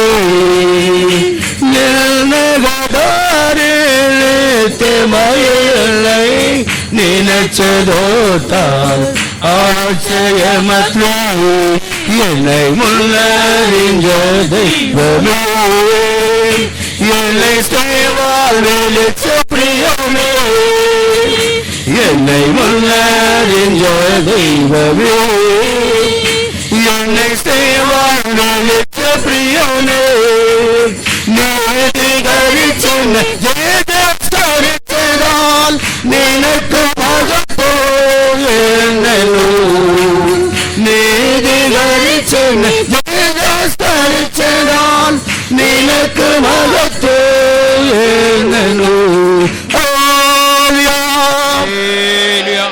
அடுத்தபடியாக ஞானஸ்நானம் பெற வேண்டும். उसके बाद हमें बपतिस्मा लेना है. ତାପରେ ବାପ୍ତିସ୍ମ ନେବା ଉଚିତ। இந்த அனுபவம் இல்லாமல் ஞானஸ்நானம் பெற்றால் பரலோகம் அங்கீகரிக்காத வேத அங்கீகரிக்காத ஞானஸ்நானத்தை பெற்றிருப்போம். अगर इस प्रकार कदमों को ना पालते फिर हम बपतिस्मा लेंगे तो स्वर्ग उसे अंगीकार नहीं करेगा. इस तरह को यदि हमें ग्रहण न करी, यदि हमें बाप्तिस्म ले, स्वर्ग तक ग्रहण करीब नहीं, बाप्तिस्म ग्रहण होगा नहीं। ஞானஸ்நானம் எடுக்க வேண்டியவர்களுக்கு 3 தகுதி இருக்க வேண்டும். बपतिस्मा लेने वाले व्यक्तियों के अंदर 3 योग्यता रहनी चाहिए. बाप्तिस्म हो तो व्यक्ति ठहरे 3 योग्यता रहना उचित। நாம் ஏற்கனவே படித்தது போல மனம் திரும்பி இருக்க வேண்டும். जैसे पहले से हमने पढ़ा है मन फिराना चाहिए. जे प्रकार पढ़ी थिलु मन परिवर्तन करिवा उचित। இரண்டாவது பாவங்களை அறிக்கை செய்ய வேண்டும். दूसरा, हम पापों को मान लेना चाहिए. ଦ୍ୱିତୀୟ ପାପକୁ ସ୍ୱୀକାର କରିବା ଉଚିତ. பாவங்களை அறிக்கை செய்து ஞானஸ்நானம் எடுக்க வேண்டும். पापों को मानते हुए, कबूल करते हुए बपतिस्मा लेना चाहिए. ପାପ ସ୍ୱୀକାର କରି ବାପ୍ତିସ୍ମ ନେବା ଉଚିତ. அதைத்தான் மார்க் 1 அதிகாரம் 5 வாசிக்கிறோம். और इसके बारे में मार्क 1 अध्याय का 5 वचन में पढ़ते हैं. ତା ବିଷୟରେ ମାର୍କ ସୁସମାଚାର 1:5 ପଢୁ. மத்தேயு 3 அதிகாரம் 6 வாசிக்கிறோம். मत्ती 3 अध्याय का 6वां वचन में भी पढ़ते हैं. ମାର୍କ ସୁସମାଚାର 3:6 मध्ये पढू. மனம் திரும்பி பாவத்தை அறிக்கையிட்டு ஞானஸ்நானம் எடுக்க வேண்டும். हम हमारे पापों को मानते हुए, मन फिराते हुए बपतिस्मा लेना चाहिए. ପାପ ସ୍ୱୀକାର କରି ମନୋପରିବର୍ତ୍ତନ କରି ବାପ୍ତିସ୍ମ ନେବା ଉଚିତ. மாத்திரமல்ல, அடுத்து மூன்றாவதாக விசுவாசம் உள்ளவனாகி उतना ही नहीं, तीसरा बात है कि हम विश्वास करते हुए, ତା କେବଳ ନେତୃତ୍ୱ ବିଷୟ ବିଶ୍ୱାସ କରି விசுவாசம் உள்ளவனாகி ஞானஸ்நானம் பெற்றவன் ரட்சிக்கப்படுவான். विश्वास करते हुए जो बपतिस्मा लेगा उसका उद्धार होगा. ବିଶ୍ୱାସ କରି ଯେ ବାପ୍ତିସ୍ମ ନିଏ ତାର ପରିତ୍ରାଣ ହୋଇଥାଏ. மார்க் 16 வாசிக்கிற வேளையில் मार्क 16 का 16 में हम पढ़ने से, ମାର୍କ ସୁସମାଚାର 16:16 விசுவாசம் உள்ளவனாகி ஞானஸ்நானம் பெற்றவன் தான் ரட்சிக்கப்படுவான். जो विश्वास करके बपतिस्मा लेता है उसी का उद्धार होगा. ଯେ ବିଶ୍ୱାସ କରି ବାପ୍ତିସ୍ମ ନିଏ ତାର ପରିତ୍ରାଣ ହୋଇଥାଏ. இதனால தான் குழந்தைகளுக்கு ஞானஸ்நானம் நாம் கொடுக்கிறது இல்லை. इसलिए हम बच्चों को बपतिस्मा नहीं देते. ସେଥିପାଇଁ ଶିଶୁମାନଙ୍କୁ ଆମେ ବାପ୍ତିସ୍ମ ଦଉନାହୁଁ. குழந்தைகளுக்கு மனம் திரும்பலும் இல்லை, அதாவது அறிக்கையும் இல்லை, விசுவாசமும் இல்லை. क्योंकि बालकों के लिए किसी प्रकार का पश्चाताप नहीं, मन फिराव नहीं, किसी प्रकार का विश्वास भी नहीं पाया जाता. ଶିଶୁମାନଙ୍କ ଠାରେ ମନ ପରିବର୍ତ୍ତନ ନାହିଁ, ସ୍ୱୀକାର ନାହିଁ, ବିଶ୍ୱାସ ମଧ୍ୟ ନଥାଏ. ஒரு அறிவு தெளிந்து பின்புதான் அவனுக்கு ஞானஸ்நானம் கொடுக்கிறோம். एक समझ पाने के बाद ही हम उनको बपतिस्मा देते हैं. ସେ ଗୋଟେ ଜ୍ଞାନ ପ୍ରାପ୍ତ ହେବା ସମୟରେ ତାକୁ ବାପ୍ତିସ୍ମ ଦେଇଥାଉ. சின்ன பிள்ளைகளை அவர் அணைத்துக் கொண்டார். छोटे बच्चों को वो लोग लेके आए ଛୋଟ ପିଲାମାନଙ୍କୁ ଯୀଶୁ ଡାକୁଛନ୍ତି. சின்ன பிள்ளைகளை ஆசீர்வதித்தார். और छोटे बच्चों को यीशु बुलाते आशीष किया. ଛୋଟ ପିଲାଙ୍କୁ ଯୀଶୁ ଡାକି ଆଶୀର୍ବାଦ କଲେ. ஞானஸ்நானம் கொடுத்தாரா? क्या उसे बपतिस्मा दिया? क्या କଣ ଯୀଶୁଙ୍କ அந்த ବାପ୍ତିସ୍ମ ଦେଲେ? பிள்ளைகளை அணைத்துக் கொண்டார். उन सबों को उसने आशीष दिया. ଯୀଶୁଙ୍କୁ ସେ ପିଲା ସମୂହଙ୍କୁ ଡାକିଲେ. அந்த பிள்ளைகளை ஆசீர்வதிக்கிறார். वो बच्चे को आशीष दिया, ତାପରେ ତାଙ୍କୁ ଆଶୀର୍ବାଦ କଲେ. ஆனா அதுக்கு ஞானஸ்நானம் கொடுக்கவில்லை. लेकिन उनको बपतिस्मा नहीं दिया, ଯୀଶୁ ତାଙ୍କୁ ବାପ୍ତିସ୍ମ ଦେଲେ ନାହିଁ. இதனால அது அங்கீகரிக்கப்படாதது. क्योंकि वो अंगीकार किया नहीं जाएगा. କାରଣ ଯେ ସ୍ୱୀକାର ପ୍ରାପ୍ତ ହେବ ନାହିଁ. விசுவாசம் உள்ளவனாகி ஞானஸ்நானம் எடுக்க வேண்டும். विश्वास करते हुए हम बपतिस्मा लेना चाहिए. ବିଶ୍ୱାସ କରି ବାପ୍ତିସ୍ମ ନେବା அந்த ଉଚିତ. விசுவாசம் என்ன? वो विश्वास क्या है? ବିଶ୍ୱାସ କଣ? தேவனை பற்றி விசுவாசம். परमेश्वर के प्रति विश्वास. ଈଶ୍ୱରଙ୍କ ପ୍ରତି ବିଶ୍ୱାସ. அவர்தான் தேவன். वो ही परमेश्वर है. ସେହି ଈଶ୍ୱର. இயேசு பற்றி விசுவாசம். ईश्वर के प्रति विश्वास. ଯୀଶୁଙ୍କ ପ୍ରତି ବିଶ୍ୱାସ. எனக்காக பூமிக்கு வந்தவர், इसीलिए वो पृथ्वी पर आया था. କାହିଁକି ସେ ଜଗତକୁ ଆସିଲେ? எனக்காக ரத்தம் கொடுத்தவர். मेरे लिए वो पृथ्वी पर आया, मेरे लिए लहू बहाया. ମୋ ପାଇଁ ଜଗତକୁ ଆସିକି ରକ୍ତ இயேசுவின் ரத்தத்தை விசுவாசித்து ஞானஸ்நானம் எடுக்க வேண்டும். यीशु का लहू का विश्वास करते हुए बपतिस्मा लेना चाहिए. ଯୀଶୁଙ୍କ ରକ୍ତରେ ବିଶ୍ୱାସ କରି ବାପ୍ତିସ୍ମ ନେବା. அப்படியானால் அந்த ஞானஸ்நானம் பரலோகம் அங்கீகரிக்கும். अगर ऐसा है तो वो बपतिस्मा स्वर्ग ग्रहण करेगा. ସେ ପ୍ରକାର ଲେସି ବାପ୍ତିସ୍ମ ସ୍ୱର୍ଗ ଗ୍ରହଣ କରିବ. அடுத்து ஞானஸ்நானம் கொடுக்கிறதுக்கு தகுதி உண்டு. और उसके बाद जो बपतिस्मा देते हैं उनके लिए भी एक योग्यता है. ଯେ ବାପ୍ତିସ୍ମ ଦିଏ ତାର କିଛି ଯୋଗ୍ୟତା ଅଛି. ஞானஸ்நானம் கொடுக்கிறவர் எப்படி ஞானஸ்நானம் கொடுக்க வேண்டியதா जो இருக்கிறது? बपतिस्मा देते हैं वो कैसे बपतिस्मा देना चाहिए? ଯେ ବାପ୍ତିସ୍ମ ଦିଅନ୍ତି କି ପ୍ରକାର ଦେବା ଉଚିତ? அவர்களை முழுக்க ஞானஸ்நானம் கொடுக்க வேண்டியதாக இருக்கிறது. उनको पानी में डुबाते हुए हो बपतिस्मा देना चाहिए. ପାଣିକୁ ପାଣିରେ ଡୁବେଇ ତ ବାପ୍ତିସ୍ମ ନେବା ଉଚିତ. யோவான் ஸ்நானகன் யோர்தான் நதியிலே போய் ஞானஸ்நானம் கொடுக்கிறான். बपतिस्मा देने वाला यूहन्ना यरदन नदी में देते हुए सबको बपतिस्मा दिया. ବାପ୍ତିକ ଚନ ଜୋର୍ଦାନ ନଦୀରେ ସମସ୍ତଙ୍କୁ ବାପ୍ତିସ୍ମ ଦେଲେ. இயேசு ஞானஸ்நானம் எடுக்கும்படி யோர்தான் நதிக்கு வந்தார். और यीशु भी बपतिस्मा लेने के लिए यरदन नदी में निकट आया. ଯୀଶୁ ବାପ୍ତିସ୍ମ ନେବା ପାଇଁ ଜୋର୍ଦାନ ନଦୀ ନିକଟକୁ ଆସିଲେ.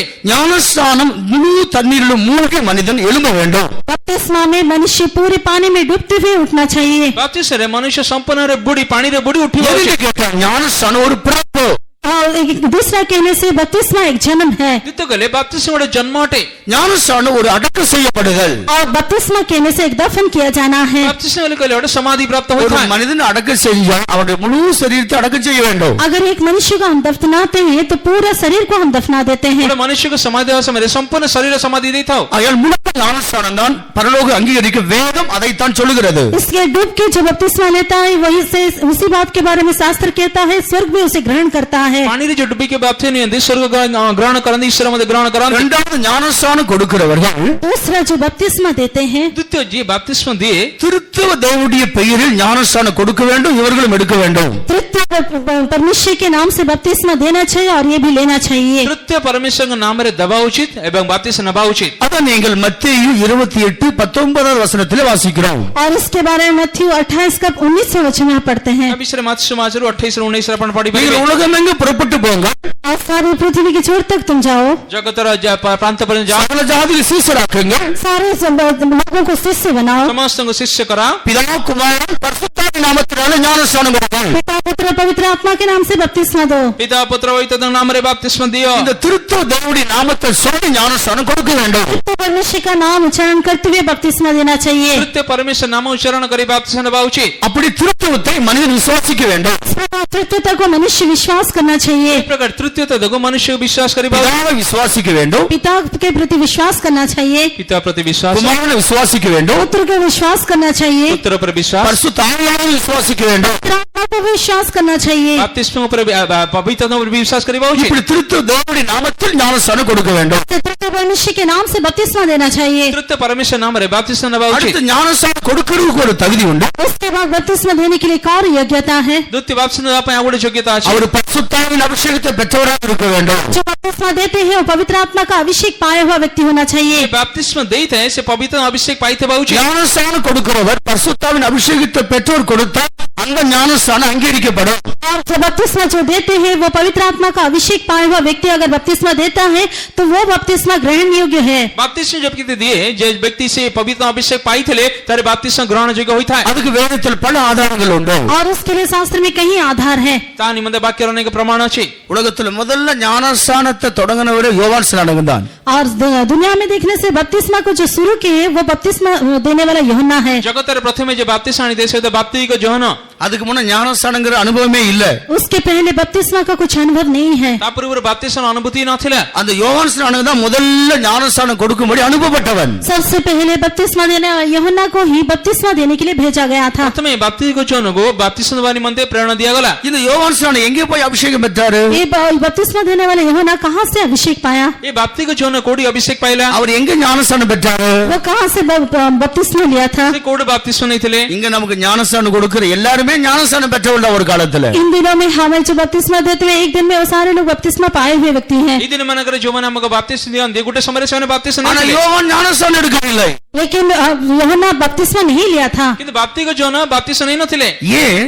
क्यों? काहेकि அவன் நாளில் இருந்துதான் ஞானஸ்நான சத்தியத்தை கர்த்தர் தொடங்குகிறார். क्योंकि उसके दिनों में ही परमेश्वर बपतिस्मा का सच्चाई को शुरू किया है। ताहांक दिन मानकरे प्रभु बाप्तिस्म सत्यता आरंभ कले। அவர் ஞானஸ்நானம் எடுக்காதனாலும் वो बपतिस्मा ना लेने पर भी बाप्तिस्म न नेले मध्य தாயின் வயிற்றில் இருக்கும்போதே माँ के गर्भ में जब वो था जितले मातार उदर थिला கர்த்தர் அவன் அபிஷேகம் பண்ணினார். परमेश्वर से अभिषेक किया था। ईश्वर तंग अभिषेक करी। இயேசு ஞானஸ்நானம் பெற்ற பின்புதான் அபிஷேகம் பண்ணப்பட்டார். यीशु बपतिस्मा लेने के बाद ही अभिषेक किया गया। जिसु बाप्तिस्म नेला पर अभिषेक प्राप्त हला। ஆனால் அவருடைய பிறவியே அபிஷேகத்தினால் வந்த பிறவிதான். लेकिन बपतिस्मा देने वाला यूहन्ना का जन्म ही अभिषेक से हुआ था। किंतु तंकर जित जन्म हितला अभिषेक द्वारा जन्म हितला। இயேசுடைய பிறப்பே அபிஷேகத்தில் உண்டான பிறப்புதான். यीशु का जन्म भी अभिषेक के साथ हुआ जन्म है। जिसुंगर जन्म अभिषेक द्वारा जन्म हितला। ஆனா ஞானஸ்நானம் பெற்று கரையேறின போது ஆவியானவர் வந்து இறங்குகிறார். लेकिन बपतिस्मा लेके जब वो किनार में आया उस समय में पवित्र आत्मा उसके ऊपर उतरा। बाप्तिस्म ने जिसु कोळुगु जिया समय पवित्रता कपत तले ओलेला। இந்த யோவானோ ये यूहन्ना किंतु ये जोहन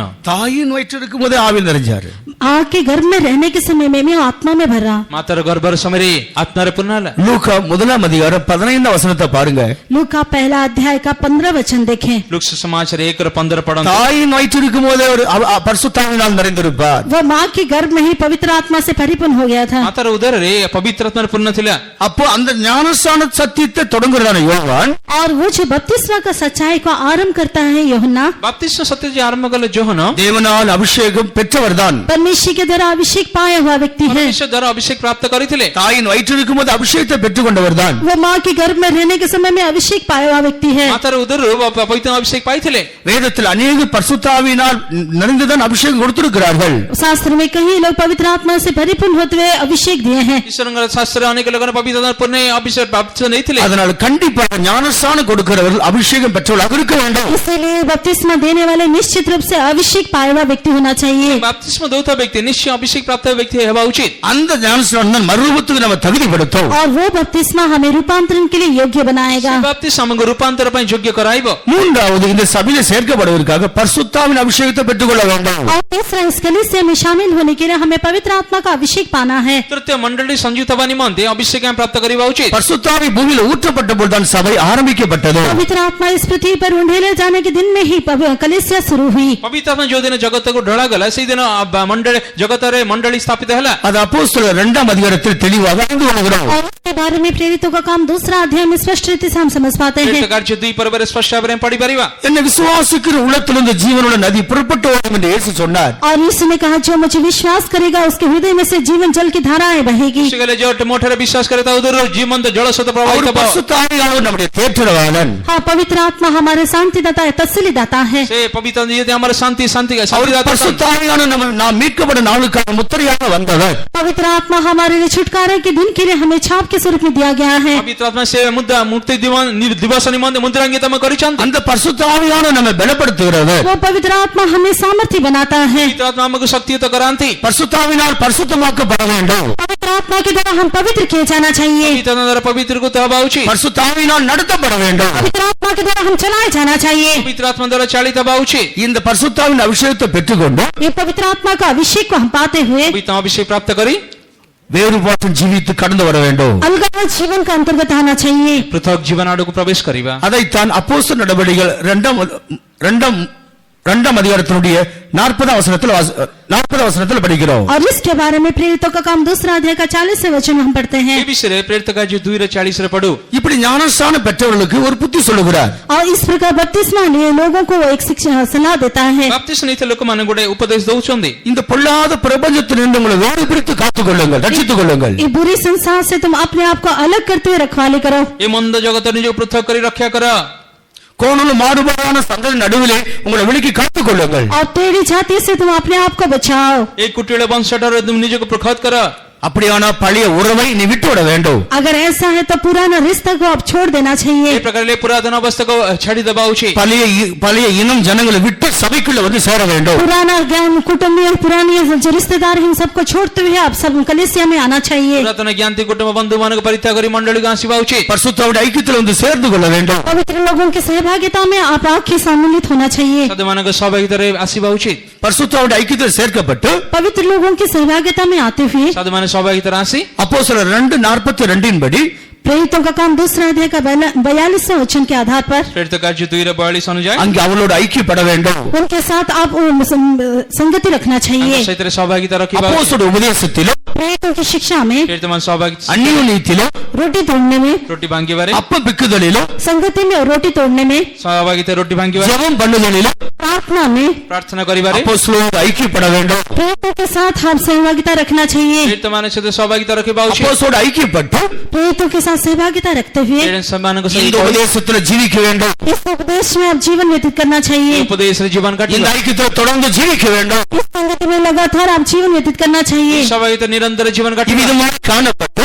इस प्रकार आप दिखाई देते हुए ଏ ପ୍ରକାର ଦେଖାଯାଏ. அந்த மறுரூபத்துக்கு அவங்க ஆயத்தமாக்கப்பட வேண்டும். उस रूपांतरण के लिए वो तैयार होना चाहिए. ରୂପାନ୍ତର ନିମନ୍ତେ ପ୍ରସ୍ତୁତ ହେବା ଉଚିତ. அந்த மறுரூபத்துக்கு அவங்க அங்கே உருவாக்கப்பட வேண்டும். और उस रूपांतरण के लिए यहाँ से वो रचना चाहिए. ରୂପାନ୍ତର ପାଇବା ନିମନ୍ତେ ଏଇଠି ସେ ରଚନା அந்த மறுரூபத்துக்கு அவங்க ஆயத்தமாக தயாரிக்கப்பட வேண்டும். उस रूपांतरण के लिए हम तैयारी के लिए योग्य हो जाना चाहिए. ରୂପାନ୍ତର ନିମନ୍ତେ ପ୍ରସ୍ତୁତ ହେଇକି ଯୋଗ୍ୟ ହେବା. அதை குறித்து ஆண்டவர் சித்தமான நாளை தினத்திலே நாம் படிக்கலாம். अगर इसका परमेश्वर का मर्जी हो इसके बारे में हम कल पढ़ेंगे. ଈଶ୍ୱରଙ୍କ ଇଚ୍ଛା ହେଲେ କାଲି ତା ବିଷୟରେ ଧ୍ୟାନ நாம் କରିବା. கடைசி நாளில் ஜீவித்துக் கொண்டிருக்கிறோம். हम अंतिम दिनों में जी रहे हैं ଆମେ ଶେଷ କାଳରେ ବଞ୍ଚି ଅଛୁ. நாம் அந்த சத்தியத்தை உண்மையாக ஜீவிக்கும்படி வேண்டும் என்று தேவன் விரும்புகிறார். और हम सुने हुए सच्चाई के लिए विश्वास योग्य जीने के लिए परमेश्वर चाहता है. ଶୁଣିଥିବା ସତ୍ୟ ଜୀବନ ଅତିବାହିତ କରିବା ପ୍ରଭୁ ଚାହାନ୍ତି. அந்த சத்தியத்துக்காக நாம் ஜீவனை கொடுக்கும்படி தேவன் விரும்புகிறார். उस सच्चाई के लिए हम जीवन दे यही परमेश्वर हमसे चाहता है. ସେ ତତ୍ତ୍ୱ ନିମନ୍ତେ ଆମେ ଜୀବନ ଦେବା ପ୍ରଭୁ அந்த சத்தியத்தை அறிந்து கொள்ளும்படியாக தேவன் நமக்கு உதவி செய்கிறார். और उस सच्चाई को जानने के लिए परमेश्वर हमारी सहायता कर रहा है. ସତ୍ୟ ଜାଣିବା ନିମନ୍ତେ ପ୍ରଭୁ ଆମମାନଙ୍କୁ ସାହାଯ୍ୟ தேவன் சீக்கிரமாக வரப்போகிறார்.